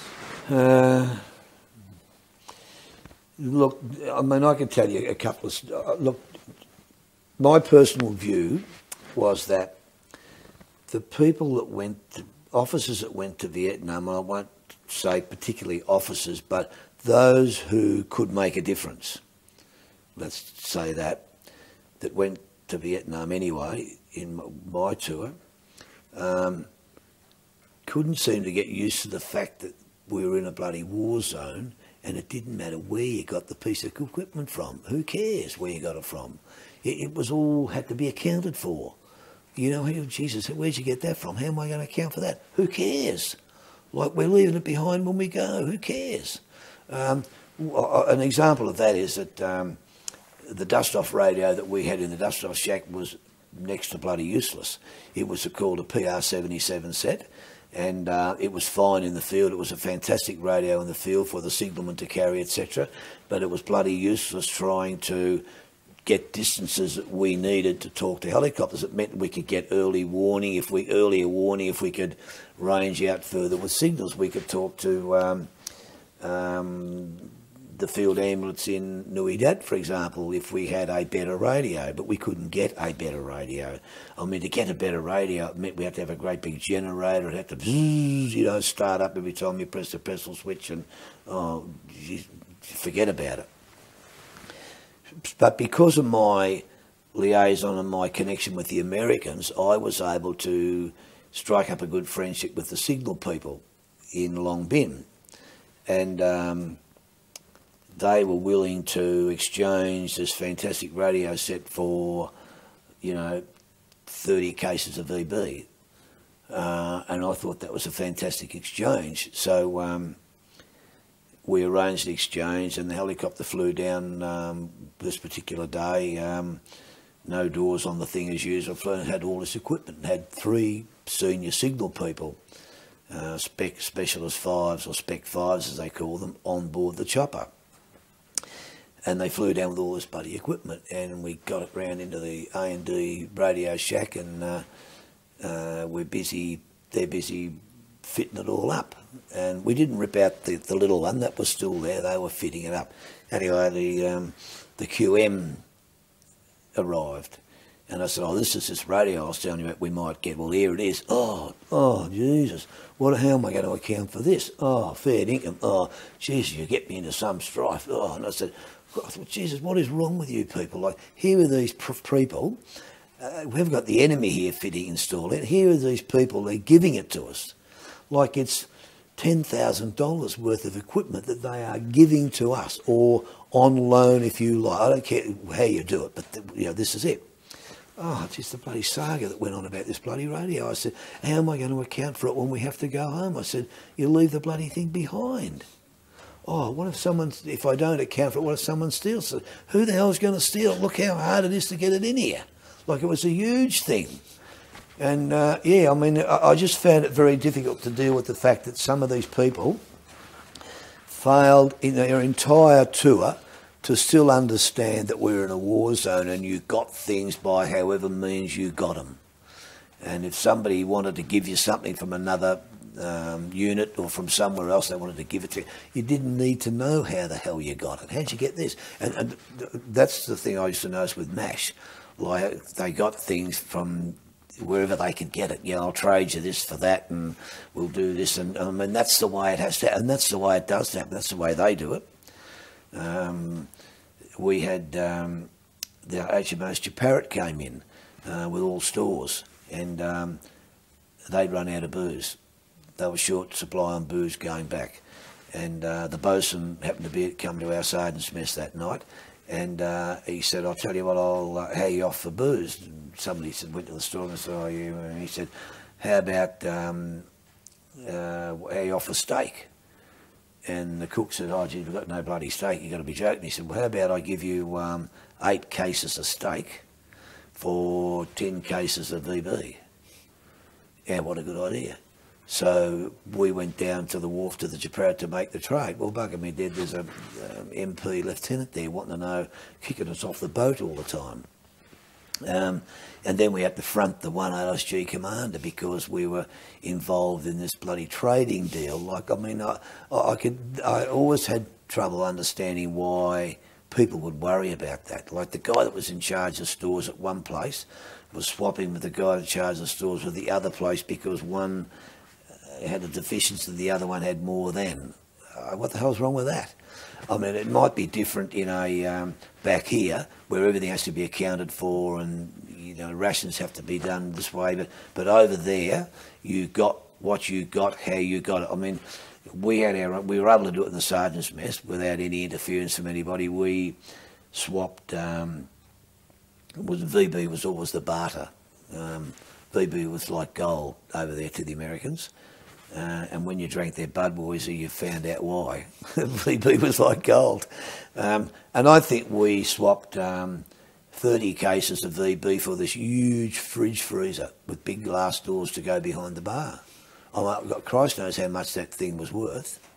It must have been worth thousands and thousands of dollars. But they trucked it down, and in she went, and they even came in, the engineers came and installed the thing for us. Yeah, so that's what I think. One of the other deals that was done, we got an American Jeep for 50 cases of booze or something. It was just amazing, and I mean, they knew how to do it. If you didn't have something, you went somewhere and you got it. Who cares? It's like I said to the QM, like, who cares when we go? It's not part of your agenda. Like, when you got here, all the stores and equipment that are here, you can account for. They're all there. And certainly you have to account for them when you go. They all have to be accountable all of the time. But anything that's extra, you just leave behind. Or you ring the Yanks and say, look, do you want this radio back? And by then, the people that gave it to you will have been posted home and no one there will know a bloody thing about it. So if they don't want it back, look, you could say, we're going now, thank you for the thing on long-term loan. Would you like to pick it up or can we deliver it back? Oh, and they'll say yes or no. What could be hard about that? We've heard stories of the Americans have so many supplies and they're not really counted much. That if a gun ran out of bullets, they'll throw it away. If a Jeep ran out of petrol, they'll throw it on the side of the road and get another one. Yeah, I think that's. I never saw that. But I mean, I heard about it all the time I was there, but I never actually saw it. Like they said that, you know, graders and dozers and things, if something happened to it, they just slid it over to the side of the road and left it there. I mean, there were all those stories, but I never ever saw where that actually happened. I mean, I could imagine it happening, and I think. I'm more inclined to believe that that's a slight exaggeration on what the Yanks were like. They were certainly like that, to give away equipment and leave a lot of their equipment. They could get away with not accounting for a whole lot of stuff, whereas the Australian Army couldn't. Everything was right down to the last bloody nail was accountable, which in a war zone is ridiculous. We need people that are going to go to a war zone to understand that it doesn't matter where you get it from. If the sergeant can get you something you need, don't ask him where he got the bloody thing. Just be happy that you got it. Yeah, well, where do we get that from? We're going to get in the shit for this? No, don't ask. And I had a CO who was very good at that. I only found one CO, and he'd say, oh, fantastic, where'd you get that from? Oh, I know, don't ask. And he'd go away. And he trusts you that you hadn't stolen it. You know, no one's going to come around and put you in jail, or he wasn't going to get into trouble for having something in his unit that had been actually stolen from somewhere, you know. If you didn't actually steal it, but someone had given it to you, like we were doing over there, there's absolutely nothing wrong with it. And we need people to understand that we're not back in the civilian street, where over there times are tough. I mean, I got enough building material to build a whole annex on the back of the sergeant's mess for nothing. You know, not from the Australian Army I didn't, but for nothing. Yeah, where did you get this stuff from? How are we going to account for that? Don't worry about it. When it's all hammered up in one big piece, it'll all be part of the mess and no one will know it wasn't there. Yeah, but no, to answer your question, I hope that's answered your question, that the command and control almost identical, it's just sort of changed the shape a bit.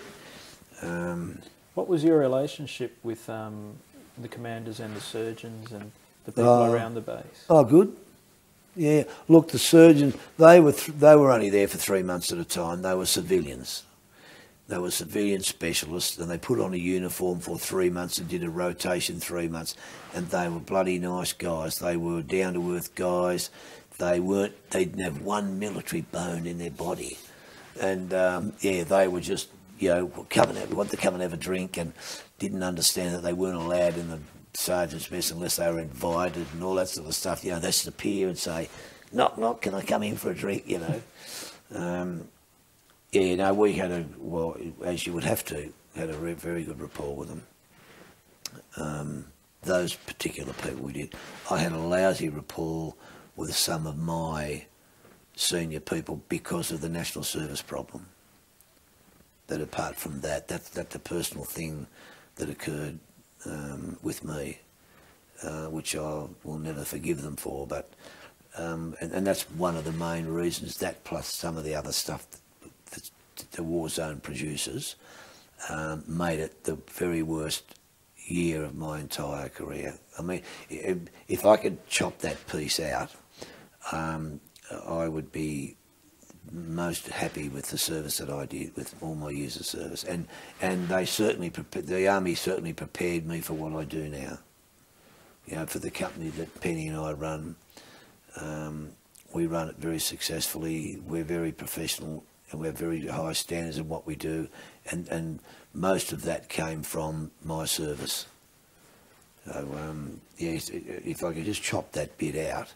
And mind you, I got a lot of experience, I mean, I was already 25 years old when I went there, but I was 55 when I came home after 1 year, with the things that I'd learnt and how to deal with problems and, yeah, that sort of thing. So the people who rocketed me to the rank of sergeant in 1 year, whilst they thought they were doing me a favour because they obviously thought that I was mature enough and sensible enough to do that, really did me in hindsight, did me a bad turn. Yeah. You earlier said, compared to MASH again, but the nurses were more separated than that.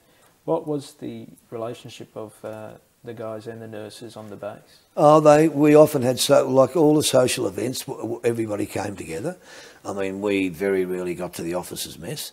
They very often came to our mess, and that's because the sergeant's mess was always down as the best mess out of all of them. It's the medium mess to go to, the one that's got the right amount of culture. You go down to the snake pit, there's no bloody couth and culture down there at all. You come up to our messes where you're getting, it's just a nice atmosphere. You go the other way, it's the opposite, it's over the top. And if you ask any officer, if you're interviewing one, if you've still got some to do, you ask them what the best mess in the army is, and I'll bet you any money you like, they'll tell you it's the sergeant's mess.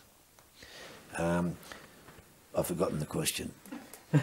Relationship between the nurses and... Look, everybody came together. We had, when there was something happened, or it was Christmas, or there was some special thing, it was Easter, and only like 2 or 3 times a year, everybody would come to the sergeant's mess because we couldn't go to the officers' mess unless we were only invited there once a year.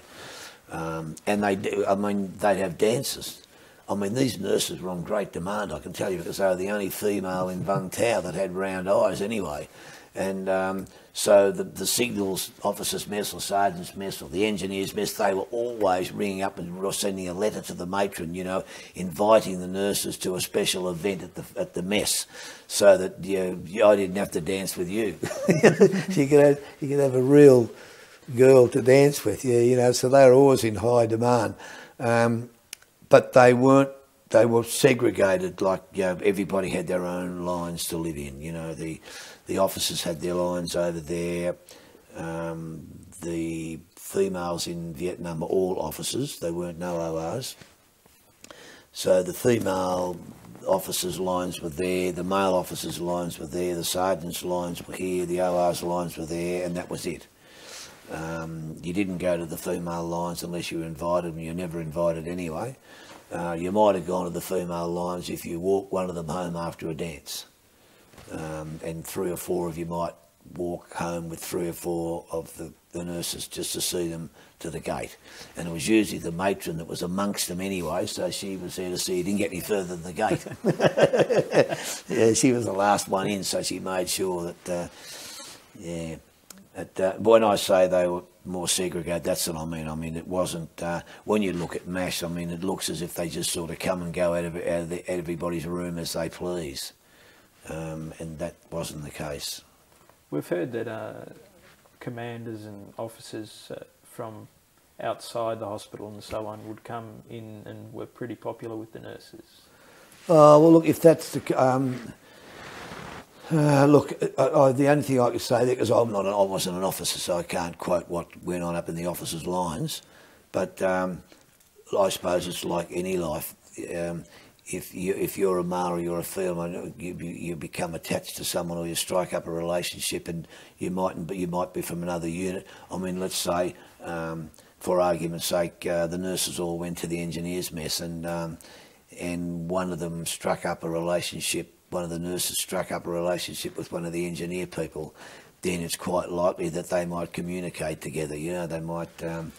He might visit their officer's mess so that he can spend some time with her. I mean, I'm only crystal balling now and saying what I suppose might happen. And because I wasn't part of the officer's mess, I wouldn't have seen any of that anyway. We weren't privy to that sort of stuff. And I'm not suggesting that anything went on. I'm just saying that normal human being relationships, if you met somebody that you hit it off with, then it may be that that person might visit the nurse's mess, or the nurse might get approval to visit his mess. And I mean, I could see that whether they allowed that to happen or not, I don't know, because I wouldn't be privy to those sort of decisions. What did you hear about Vietnamese families? Guys having Vietnamese families around that they would spend weekends with and so on? There were people who, in the 1OSG area, who had a certain job that was at 9 to 5, believe it or not. They had no on-call responsibilities. I mean, at the hospital, you couldn't go anywhere unless you told people exactly where you were going, or you had someone stand in for you while you were gone, because we're all on call. But there were people in, I suppose, like military police, ordnance people, supply, pay reps, those sort of people, administrative staff, who, at the end of their day's work, come 5 o'clock knock off, then their time was their own until 8 o'clock they fronted for work the next day. And they would have every Saturday and every Sunday off, because the thing would close, their unit would close. Those are the people that would have access into town all of the time. And I know that there were some of those people struck up relationships with Vietnamese families, with girls and families in town. I mean, that's why at the front gate at Vung Tau, when the bus went out for people going home, there would be a great herd of females with babies jumping up and down to try and see in the bus to see who was going. Because obviously these people weren't telling them that they were leaving country. I mean, let's face it, if you're there long enough to give someone a baby, I mean, if you struck a relationship with a Vietnamese woman on your first 2 weeks of being in country, like the child's going to be 3 months old, born and 3 months old when you're leaving.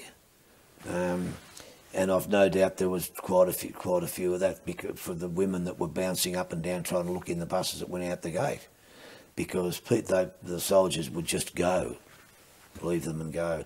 Now, once again, of all the people I knew, I didn't know anybody that fitted that category, but I do know that it did occur.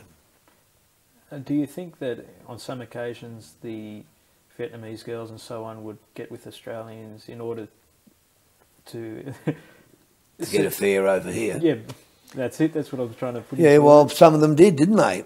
I mean, it's not, do we think it happened? Some of them bloody well did. They got over here under that umbrella. And mind you, obviously the person who they came with wanted them to come, otherwise they'd have got in the bus and gone without telling them, wouldn't they? So obviously, once again, I don't know the legal ramifications of this, but I think that the question would have been asked of the male, are you prepared to support this person and take her? I mean, you have to get permission for all this, don't you? I mean, the immigration branches and COs and all sorts of things get involved in it. It's just not something that she decides and he decides. There's all sorts of, and then of course there's checks got to be made and checks and balances and yeah. But some certainly did get over here under that umbrella. But I would have thought that wouldn't have been a case of her being allowed to come over here just because of that. It would have had to have been a mutual agreement, or some funds paid to support the child over there. And there are people, I'm sure, who are still supporting, monetary-wise, children that they left in Vietnam, and then there'll be those who don't give a shit. But I'll bet you any money you like, and once again I don't know anybody, but I'll bet you any money you like there are people who didn't wish to have them come to Australia, but are nice enough people to be sending money and still sending money for support of that child. I'll bet you any money you like there'll be some of them. From your experience dealing with casualties and so much, how much damage can how resilient is the human body? What, in terms of full recovery? Yeah, when the human body is injured, are you surprised sometimes by the way it recovers, sometimes people don't recover at all, but there are those. I think the majority of people recover quite extraordinary. The human body is a wonderful thing. It, in most cases, can repair itself. Like parts of your body repair itself as it goes along. It's like cutting yourself, exposing yourself to germs. Like the human body's got its own system built in that that fights all that. But some people recover better than others, I'm sure. Depending on the rate of, depending on what's wrong with them, depending on how old you are. You look now at the age. We were talking before about people will live to 100 soon because there's so many things they can do. But I don't know how will they replace people's bones. I mean, you can put another heart in, you can put plastic parts in, you can put, do bypasses and do plastic kneecaps and all that, but bones get old and brittle, and how do you replace those? I mean, you replace them with wire. And I've seen a lot of motorbike riders who've got a lot of wire in their body, but I bet they're also suffering later on with all sorts of pain from arthritis, etc. But some people, sometimes I'm amazed at, like the guy who had no face. He's alive and well, and he's survived. And of course, it's all, and people are built differently, and it's all, a lot of times it's in the mind. You'll recover as best as your mind's going to allow you to, won't you? Some people are told they're dying, and they just soldier on like nothing else has happened. Then others will drop their bundle and and they're dead within a week, I suppose. The mind's got a lot to do with it. You've got to trick the mind, unless it's something that's missing. I mean, if you can't regrow a leg, can you? It's like a drop-tailed lizard.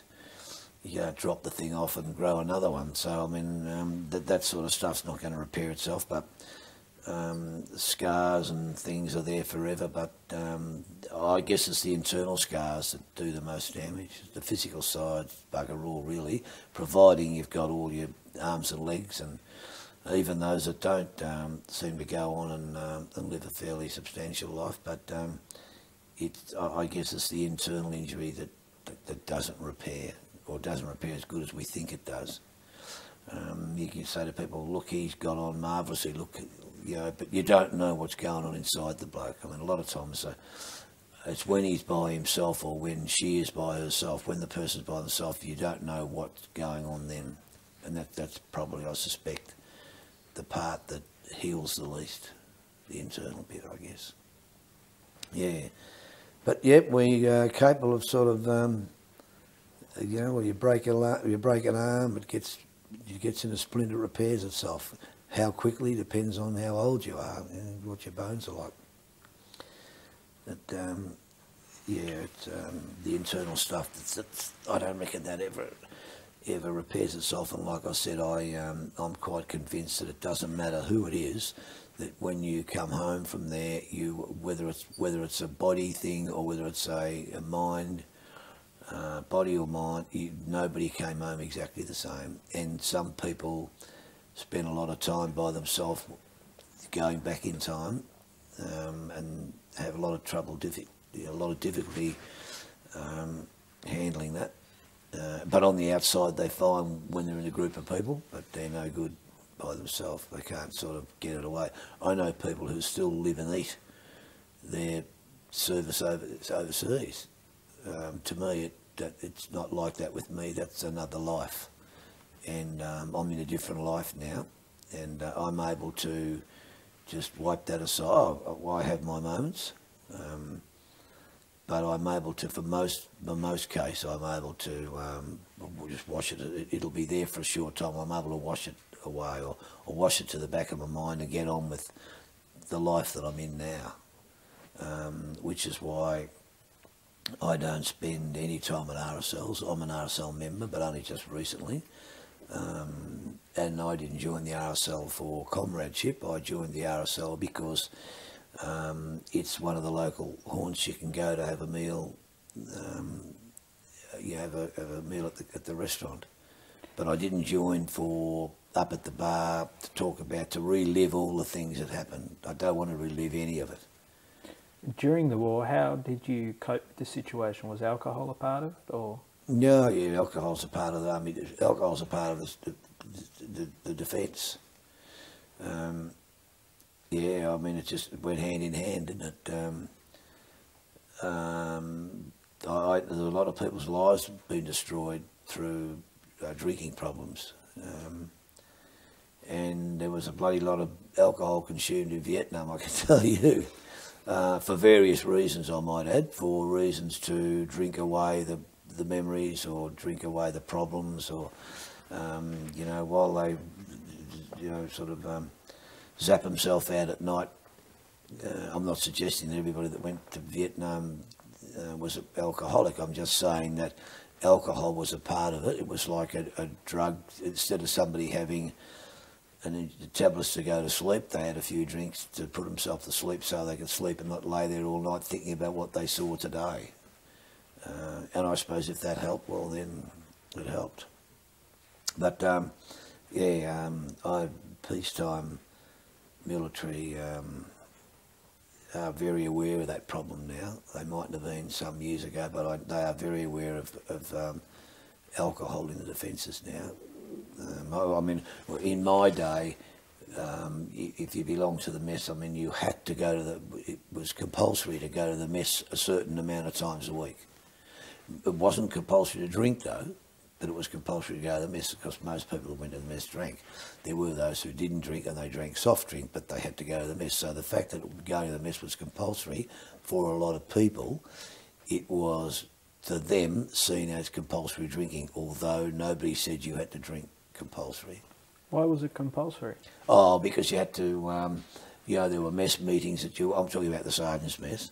There were mess meetings that you had to go to. You were seen, you had to be seen to frequent your mess and talk to your your peers. It was the time seen to be able to relax in a comfortable environment. That was a privilege to be in that mess.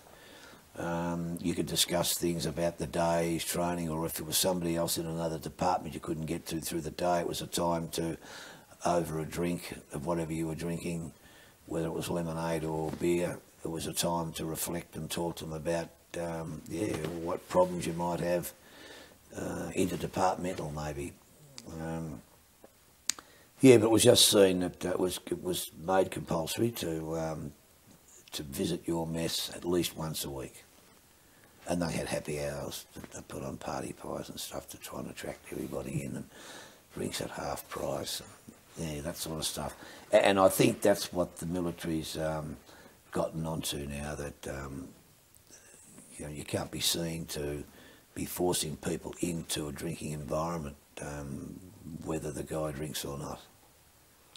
In Vietnam, do you think the higher-ups saw drinking as a way to help soldiers cope and thus made it more freely available? No, I think that from my experience, and I had to have an interview with one of them myself, they had a trick cyclist, as I call them, the psychologist. They had one on the base who was there not only for people at the field hospital but for people in the area. And I was amazed how they could keep an eye on. They kept an eye on people. If they thought you might be having a hard time, then suddenly you'd get a phone call from him, and he'd say, "Come down. I'd like to have a talk to you." And suddenly you thought, "Hello, what does the trick cyclist want to talk to me for?"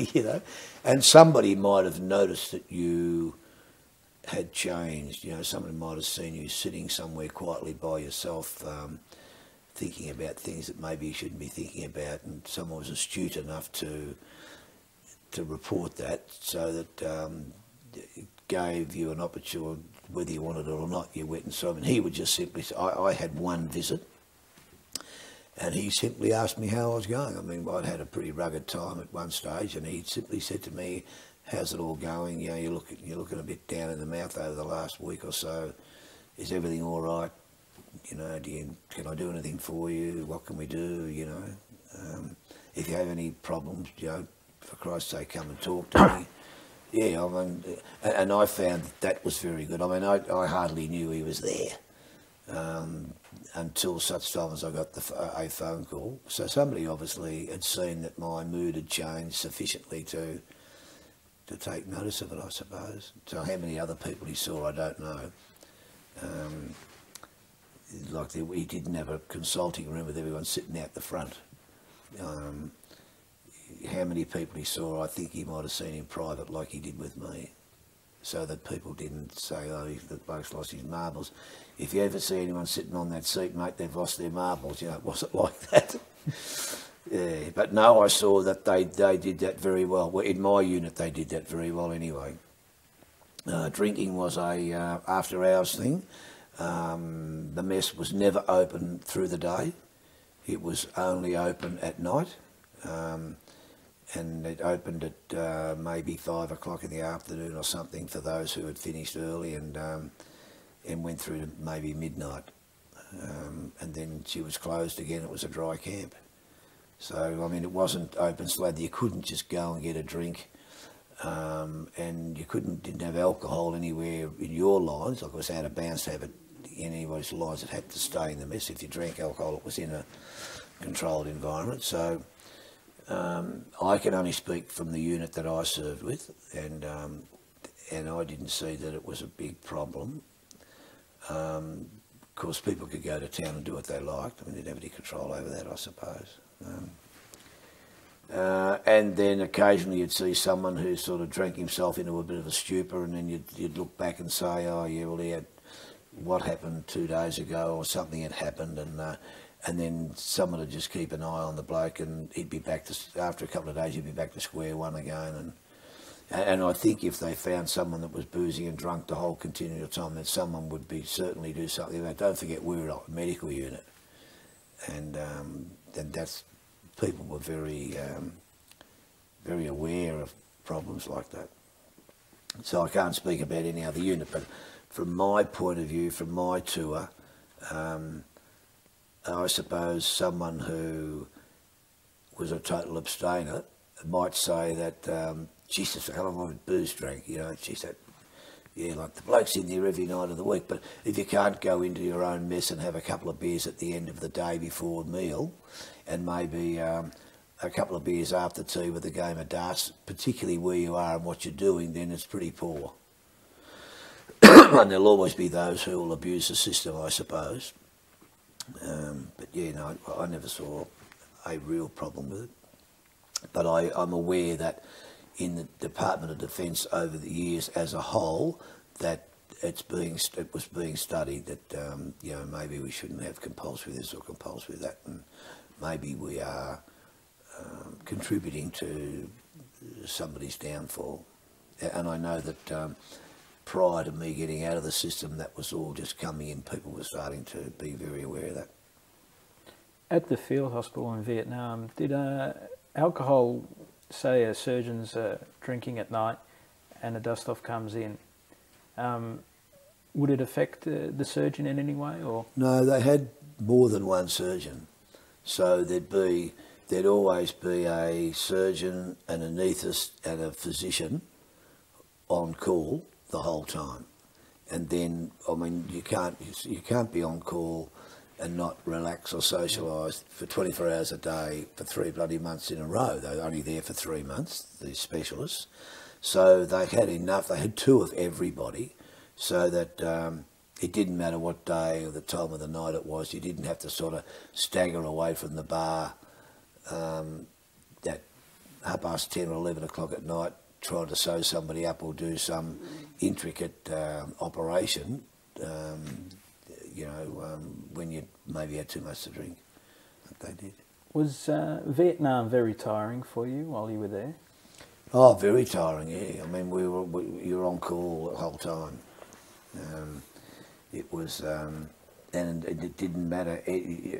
Like you could be asleep at 2 o'clock in the morning, the alarm would go off at 2 o'clock and you're up, and you wouldn't necessarily get back to bed at all until the next night. So you'd be, the alarm or the siren would go off at 2 o'clock. I'd race in, pick up a K phone, one of those wind-up phones, back to my A&D to find out exactly what was coming in. And then if that was 2 o'clock in the morning, you could bet that you weren't going back to bed. So you'd be there through till breakfast. You'd go and have breakfast, and then you'd go back and your normal day would start. And then you'd, hopefully you wouldn't get another one the next night. And mind you, that didn't happen every night. But when they did, they really taxed you, you know. If our battalion got in the shit anywhere, or like they did at the Long Highs, then you're just having the ferrying casualties in one after the other. And they are, you know, 24 hours awake. Does that lack of proper rest and sleep start playing tricks with your mind? And no, I mean, I don't think so. I mean, it might have made me think of home more, but I don't think it affected didn't affect what I was doing. It affected my performance at all. I mean, we did get the opportunity to, like we'd say to the staff, right, you 3 go, come back in 3 hours. You know, they can't have 3 hours sleep and come back. I mean, you just can't work forever without any sleep. But no, I don't think it. I didn't notice anything like that, except for maybe I might have sulked a bit more and thought of home a bit more, and thought of the kids a bit more, and you know, what the bloody hell am I doing here? And then it would, that bad time would pass, and things would sort of right themselves again, and all you have is the coughs and colds and sore holes, and those that were smiling now, whether they had a leg or not. And that was a fairly satisfying thing, to actually see them in bed, still, you know, good as gold. And yeah. What about others around you coping with the lack of sleep? Did you see any problems there? No, I always amazed at how people could just keep going. The human body's amazing how you keep going if you have to. It's a bit more important to keep going because of the job you're doing with casualties than it is to try and keep going to get from here to Seymour, even though you're buggered. You know, and you say, oh, geez, I really should keep driving more. I mean, that's a something, nothing. If you've got casualties coming in, it's amazing how you just rise to the occasion, and at the end you fall in a heap and you sleep. But while it's all going on, you don't realise what the body's capable of doing if it has to. You know, the old adrenaline kicks in and takes over, and away you go. Yeah. Apart from running into the barbed wire, I mean, I remember one night charging down the bloody sand dunes, and some idiot had stretched barbed wire right across my route. I mean, it wasn't the path, it was the route I used to take, you know, down the sand dune, and I knew every bit of it. Didn't matter whether it was dark or day or whatever, and I knew every piece of this, and that's where I used to tear down. Anyway, the outside work party strung this bloody barbed wire up through the day. And I run flat out straight into it. Oh yeah, so when I arrived in triage, I was covered in blood. Didn't know whether to put me on the table or who to put on the table. Christ, what's happened here? And you know, barbed wire's a bucket, like it bloody gouges you everywhere, little chunks of stuff out of you, tore all my clothes, and I'm sort of I wonder what the hell had happened. I'm sort of laying there like a bloody fly caught in a web, you know, and I'm trying to tear it off me to get out of the barbed wire to get where I had to be. Yeah. Yeah, no, most of the guys, most of the people I saw, nurses included, were all able to, you know, just rise to the occasion. The job you were doing, you can get a bit lost and focus on the negatives and the bad things you saw and all the dismemberments and all that, but there must be a lot of positives too when people are saved and people recuperate. And yeah. What are the emotions when you see the good work that's done, the positive work? Oh, I mean, it's just so pleasing that you see the after thing, and you say, look, this bloke's up walking around now, and look, he's as good as gold, and he's going home, and that's fantastic. And yeah, all the good work that people do, you know, the laboratory finds something wrong with someone, they got a blood problem or something, they find it, and the guy's, you know, he's sort of out and going, whereas he would have been dead or violently ill. It's very pleasing to work in a hospital. I mean, there's a real downside, but if you don't let that get to you and you balance that with all the good stuff, that's a very pleasing place to work. Yeah, there's a lot of rewards, both personal and collectively, you know, as a group. And I think that's what kept a lot of people going. And, you know, there was more stress in the field hospital than a lot of soldiers give credit to. A lot of soldiers, particularly those who were never wounded, would see it as a boffin-based job, you know, where, oh, bloody all right for them. They're sitting home all the bloody time in the hospital, you know, working in an air-conditioned ward. What the bloody hell would they know? But that couldn't be further from the truth. It's a very stressful place to work, and can have some really bad memories and some bad things occur. But I said, if you balance all the good stuff, it's like someone says, it can't all be that bad. Well, it isn't all that bad. Like my tour in Vietnam, it can't all be that bad. There were some really good times, you know. I've got a lot of good memories as well. Yeah, there's a hell of a lot of good memories that are in there as well. You know, laughable things that occurred and things that I can reflect back on as quickly as the other ones. And I suppose that's what's so. If it's all bad, you never survive. You know, if it's every day of the week it's bad. I mean, you talk to the World War I, now the World War II veterans, and talk to them about being in the trenches in the mud and the shit and the rain. I mean, that must have been bloody devastating. However, they'll all have a story somewhere, excuse me, where they've had a laugh over something, and there's always been the good times that It keeps them going through the bad times. What was the biggest laugh you had over there? Oh, yeah, well, let me see, what could I... There were not quite a few, but there were a few, and I'm just trying to reflect on some that might have occurred. We built a dust-off chopper out of the old dunny seat, and I don't mean the toilet seat that you'd see out there, one of the old tin jerry cans that the night man would carry away on his shoulders. We bolted that onto an old stretcher and put a piece of timber up with a couple of pieces of wood as a blade, and we went up and dusted off the CO down to our mess. So we went up and collected him, and he had to sit on this dunny seat, and 4 of us trundled him down the sand dunes. And well, of course he didn't make it, did he? I mean, he got halfway down the sand dunes and off he went. And the whole thing, there's like 5 of us all rolling down the sand dunes with this dunny seat helicopter sort of coming after us. Well, there's pictures of that somewhere. That was the CO who we dusted off there.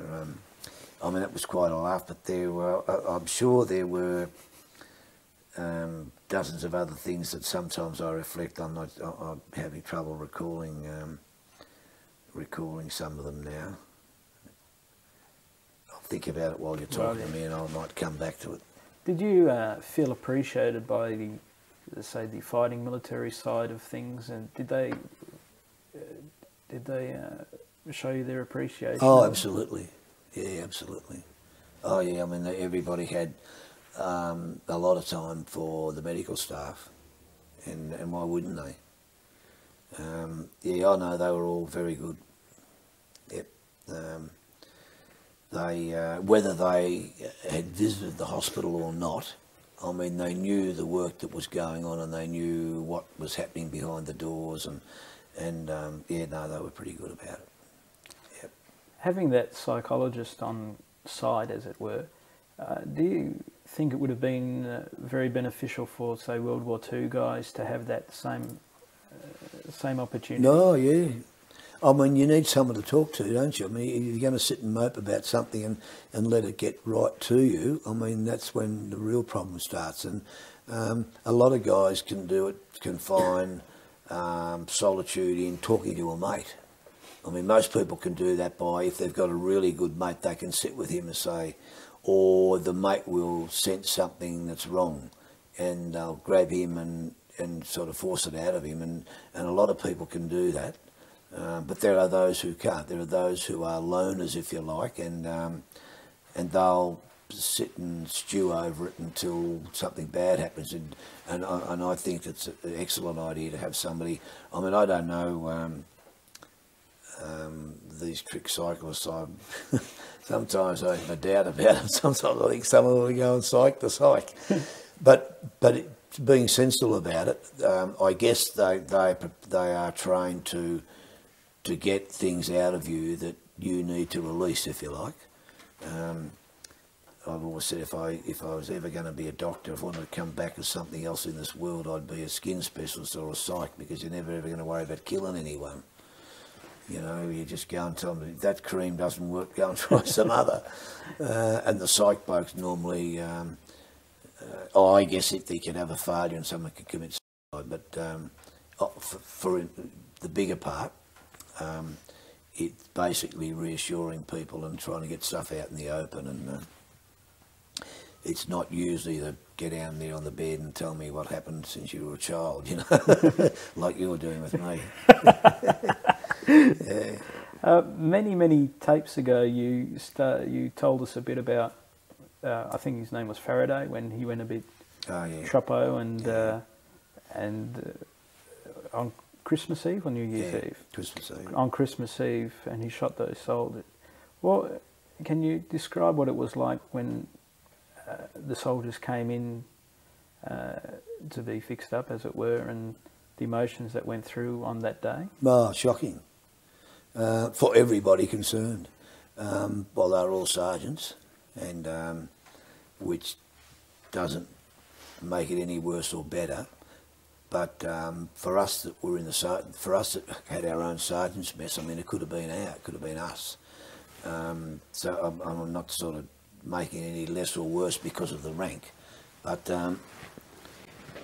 I had to go through their pockets, and I don't know if you could ever imagine reading a letter from a wife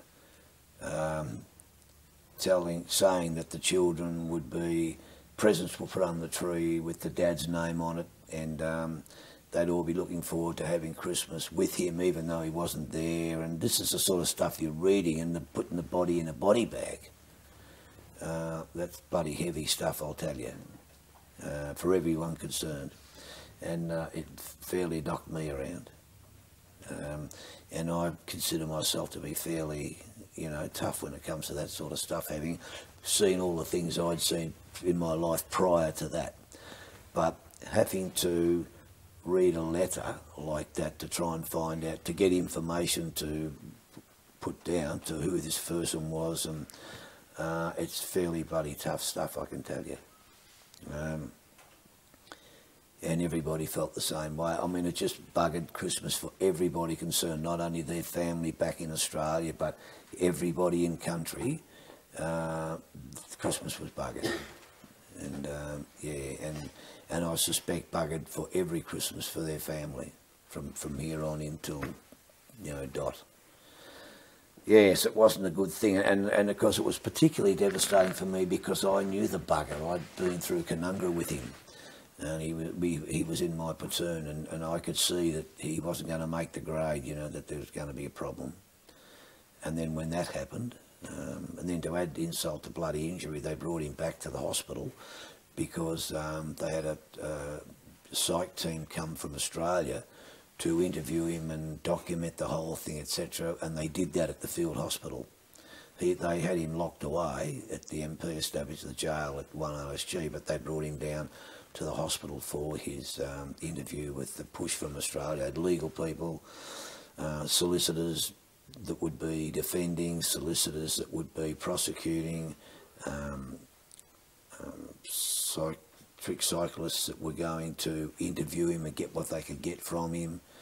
There was a whole entourage arrived from Australia, and I passed the guy as close as I am to you, and yeah, it wasn't good. What was his demeanour when you passed him, and what did he look like? Not all that. He didn't seem to me to be all that fussed about it.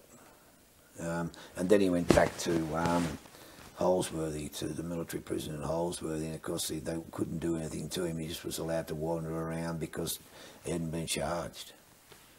And then I just forget now whether he was actually charged under the military legislation or the civilian legislation. I just can't remember which one it was. And I don't, and I can't remember what the sentence was either. I tried to follow it. I think from memory he might have got 2 years. It was down to 1. He finally got out in 6 months, something along those lines. It was pretty poor anyway, because he had the conscription thing to hang on to. Like, you know, he was unsuited. He shouldn't have been there. Somebody should have seen that he was unsuited, and of course that was all a large bearing on what had happened.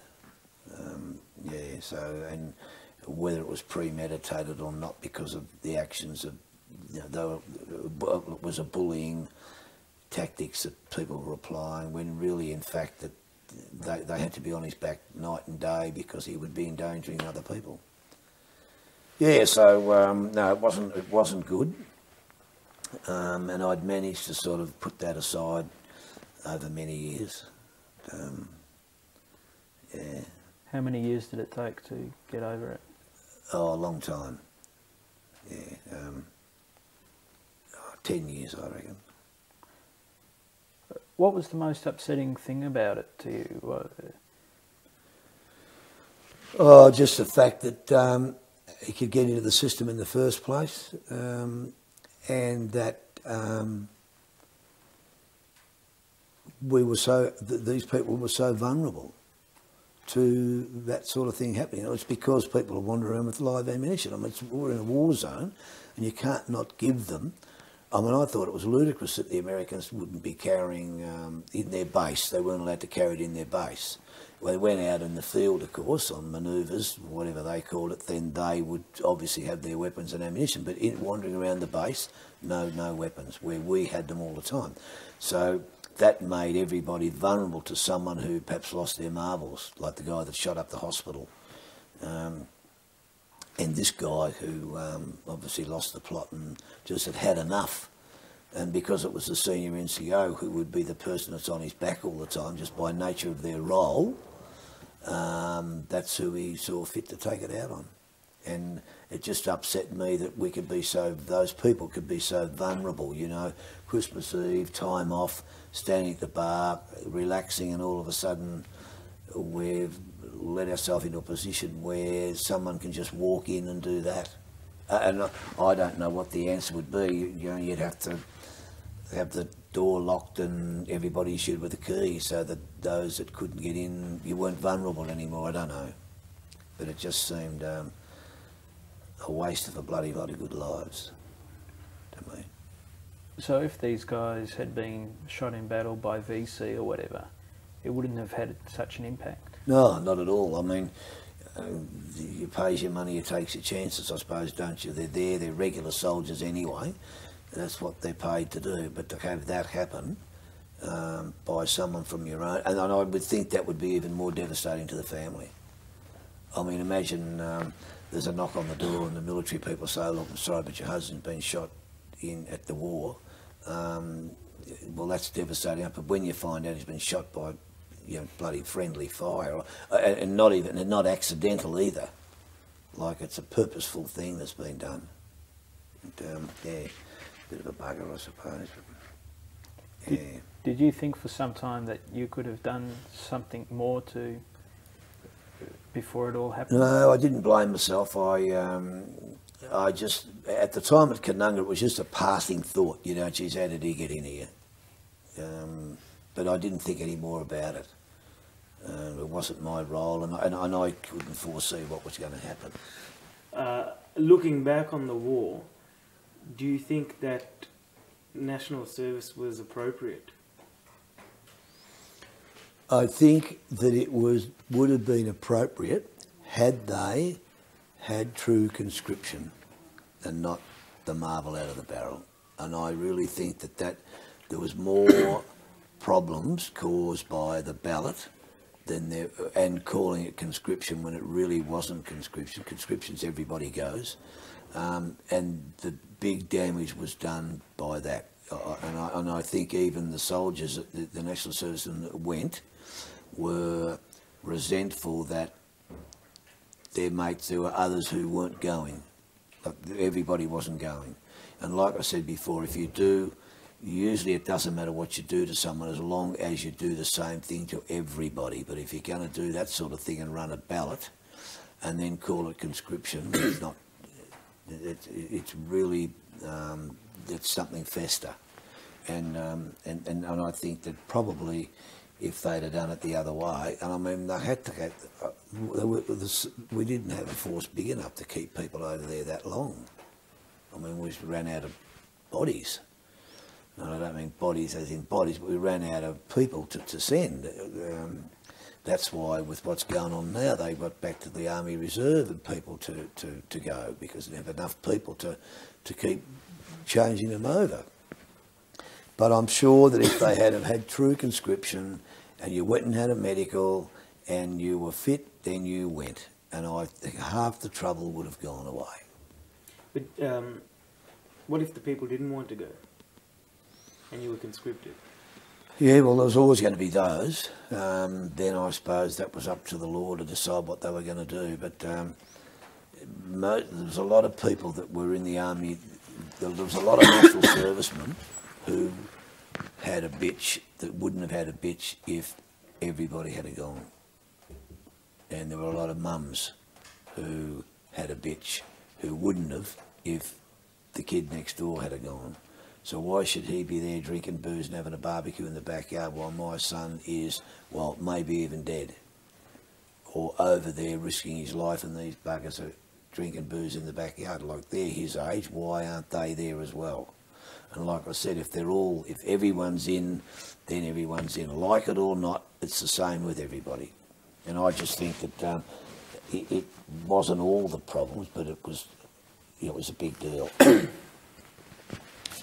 Those that didn't want to go, I suppose they were going to stand on a box and not go. They were always going to be conscientious objectors. There's always people through the religion who won't take up arms, and that's no bloody excuse, because they could have gone to dental, they could have been in the dental corps, they could have been in the medical corps, they could have gone and served in the ASCO canteen. They could have done something to. They didn't have to pick up a rifle, I suppose. Were there any? Or how were they viewed generally, conscientious objectors? No, well, not good at all, even by their own National Service people that went. And, particularly in the end when they were given a war service loan, or as it was called, a defence service loan. And that was the last straw, when people who stood on a box and didn't go were given the same reward as those who went. And and that was a cop-out by Bolty, because they couldn't get everybody out of the system tomorrow. And he said, I will discharge all the National Service will be out of the army the day after I get into power. And what a ridiculous statement. How can you do? You can't do that. You can't just feed them all out the same day. Yeah, so as I mentioned before, that was the last straw. But I do think that had it been for everybody the same, a lot of the problems would have gone away. Well, what did you think of the anti-war movement at the time?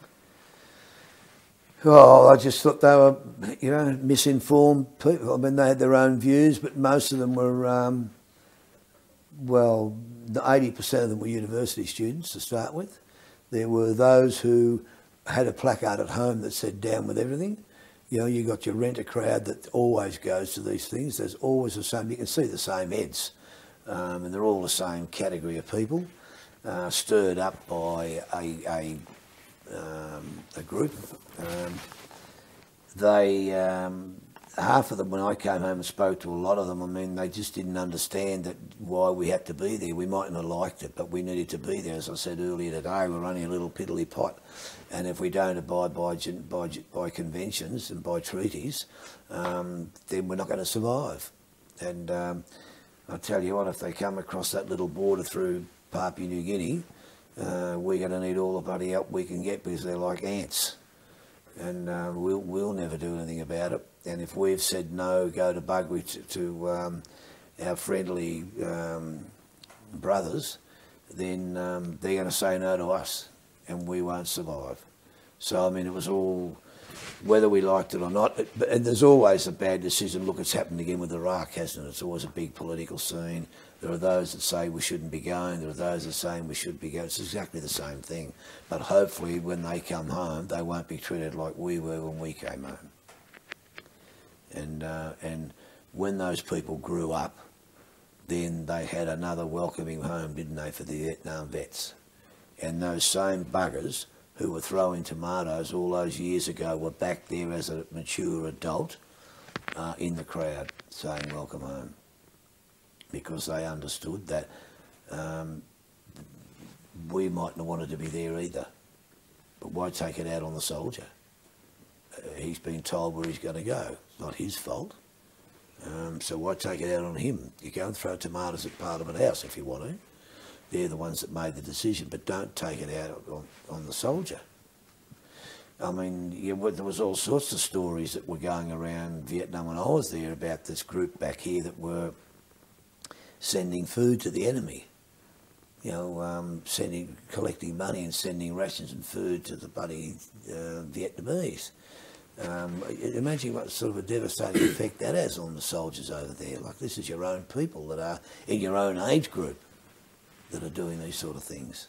So, they weren't. I don't think you'd find a soldier that would have been, joined the ranks of the urges or the agitators. Hopefully, they've all seen the light of day. Most of them, because I'm sure most of them were on that parade when they gave them welcome home, the official welcome home. was certainly a better welcome home than the first one, I can tell you that. Yeah. The public image of Vietnam veterans is that they're quite angry. Anything related to PTSD is generally related to the Vietnam era. That's the public image generally perceived by people, or so I gather. And obviously that's inaccurate. But relating to, say, the World War II generation of soldiers, I've heard some say that they see the Vietnam veterans as whingers. Yeah, well, I haven't heard that comment, but I mean, maybe that's because we're trying to get what we deserve now in pensions and some support. And I feel for them as well, because there wasn't the same forum that there is now for those soldiers when they came home. And mind you, they missed out on a lot of stuff as well. The government's not very good at looking after its own when they come home from a war, I can tell you that. I mean, history will show you that. It's all very well when all the promises when you go, but when you come home, it's not as good. The apples aren't as rosy as they tell you they're going to be. You can only have this much money, you can only have that much money, you can't have that. Somebody's sitting up there saying no, unless you can produce this or produce that, you're not having any support. I mean, look at the poor buggers that were on that ship. They still haven't been paid their money. That HMAS, was it Melbourne, that ploughed into... Oh yes, I remember that incident. You know, some of those people still have not been paid any money. I mean, that's disgusting. And I know that there's a lot of World War II people and World War I people, no doubt, that didn't get what they should have got. They weren't looked after like they should have been. And now it's a bigger forum now. It's the public are more aware, and we've got like Vietnam vets. See, World War II had the RSL. They came home to the RSL, and the RSL could do what they could do for them. But Vietnam veterans now, I mean, there's so much support for them, isn't there? There's the Vietnam Veterans Association. There's the RSL. There's a whole lot of counselling people you can go to. There's a whole lot of help to fight the system to try and get your just desert. And for most cases, that's all the people are trying to do, get their just desert. You know, get what they should get. There are a lot of guys suffering. They're all about my age now, of course. Those that are still alive, and like I said, every one of them would have some problem, be it this big or that big. Every single one would have a problem of some description, whether you can see that from the outside or not. And bugger it, they need the support. And they need, if it's a monetary support one, that's what they should get. Good God, they're going to give us a gold card when you turn 70. I mean, how lenient is that? I mean, how many of us are going to get to 70? Or how many haven't already got to 70? And when you do get to 70, how long are you going to have the gold card? Like, how long are we going to live after 70? And if they've already got something wrong with them, because that's why they need the support, they're certainly not going to live long, are they? So they're not really giving it much away by saying, when you get to 70, you can have a gold card. I've got a Vietnamese doctor I go to, you know what he says? He thinks that every one of us should have a gold card now. Right now. You know, he said, the pussyfoot around and he's a Vietnamese. He said the government should give all of you people a gold card right now, and let you get your prescriptions and your medicine free of charge and all of those sorts of things. And that's all they'd have to do, and that'd go a long way to pleasing people. And I suppose if that comment's been made by a World War II veteran that we're whingers, then that's what we're whinging about. Can you tell us why you think Vietnam, or not think, but why is it that Vietnam vets have such a high incidence of PTSD? No, I don't know. I can't answer that. They've got the support that they get. I don't know. I don't think I know anybody personally that has that. I know they're out there, but I don't know anybody personally that has that problem. and I've got half a dozen close friends who are vets, who retired the same rank as I did, saw the same service as I did, and none of those have it. Yeah, I can't answer that. I've got no idea why that would be. When you came back from Vietnam, how would you say the war changed you?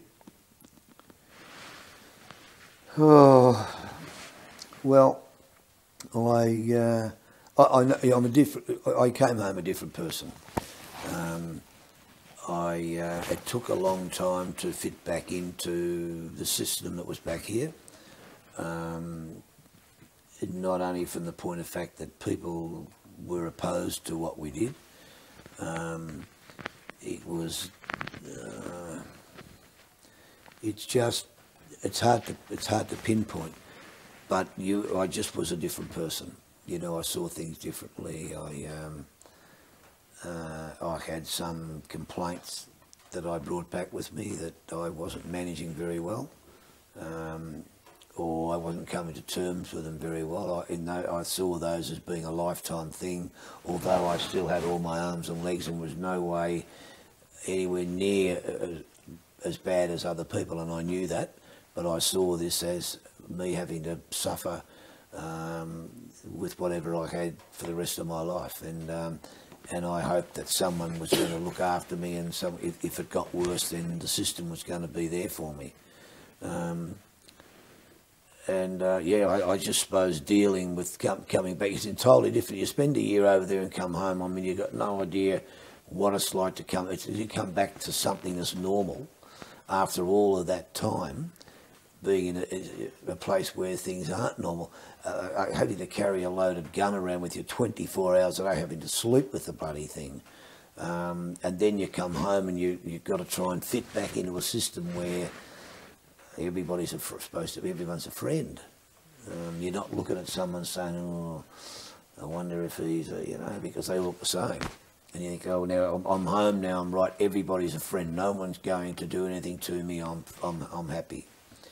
And you hear people say, "Oh, every time they hear it, looks a car would backfire and they'd be, petrified." I didn't ever get to that stage, but things were different for me, and I had a hard time settling back into the reality of the real world, I suppose.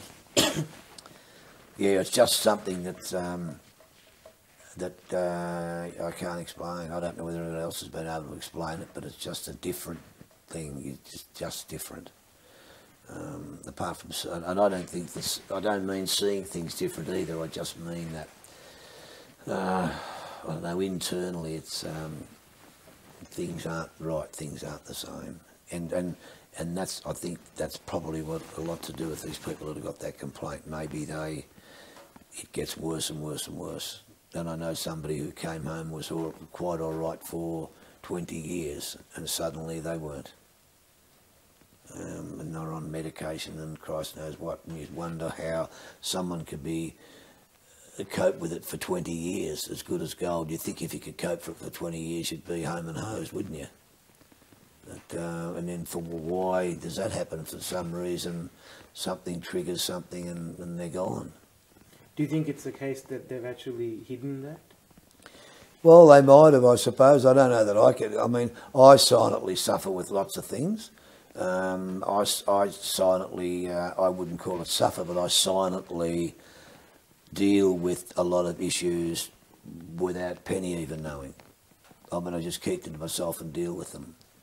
And then the next day I brush them aside, and luckily for me, to date, those things have been able to go away. And maybe that's the case with some of these people. They've been able to silently deal with it. And there's a lot, and I also do think that we're bloody proud people. And you don't want to go rushing off to someone saying, "I've lost my marbles," or "I can't deal with it." You don't want anybody to know. You outwardly, you want people to think that you are dealing with this magnificently. And there is absolutely nothing wrong with you at all. And you're not telling anybody that you're a bloody wimp and you couldn't handle it, and I'm a bloody sook. So a lot of guys go through that, and they manage to keep it under wraps and deal with life quite effectively until one day they just can't do it anymore. and then they think, well, bugger it, I can't deal with this by myself anymore. I've got to bring it out in the open, and I've got to admit or submit that I need some help. And I think that's what happens. Do you know of people personally, or you've heard of people who've, apart from the discussions you've had with Miles on this, people who've actually been admitted into psychiatric institutions or committed suicide after the war? No, I don't know anybody personally or remotely that have committed suicide. I don't know any Vietnam veteran, put it that way, either close or remotely know, that have committed suicide. I know quite a few that have a lot of serious problems, but I don't know anybody that's gone that far. And I can't think of anybody telling me of anybody that that we know that's actually done that. There are, like I said, there are some people who are in big trouble, and they've got to be cared for and properly. They've got to be watched. You know, they are down and out. But I don't know anybody who's actually done it. Do you know? Oh well, I suppose the fact that you got married after you came back. No, I was married before I went. I had two children when I went. Yes.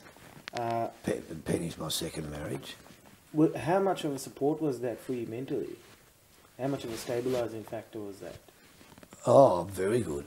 I mean, I knew I had a family back home. I mean, look, I knew, talking about suicides and things, I didn't know anybody that came home that suicided, but I certainly knew a couple that did it over there, because they got the letter from home saying, don't bother coming home. I've gone off with somebody else. And that must have been devastating to count the days down, you know, 355 and a wakey, and you get down to 5 and a wakey and you get the letter from home saying don't come home. I mean, how devastating is that? And then the pistol goes to the head and bang. And there are two of those that I know of while I was there. One was a warrant officer and one was a corporal. And they just couldn't face it. I mean, imagine they look for a whole year, they're looking forward to going back home.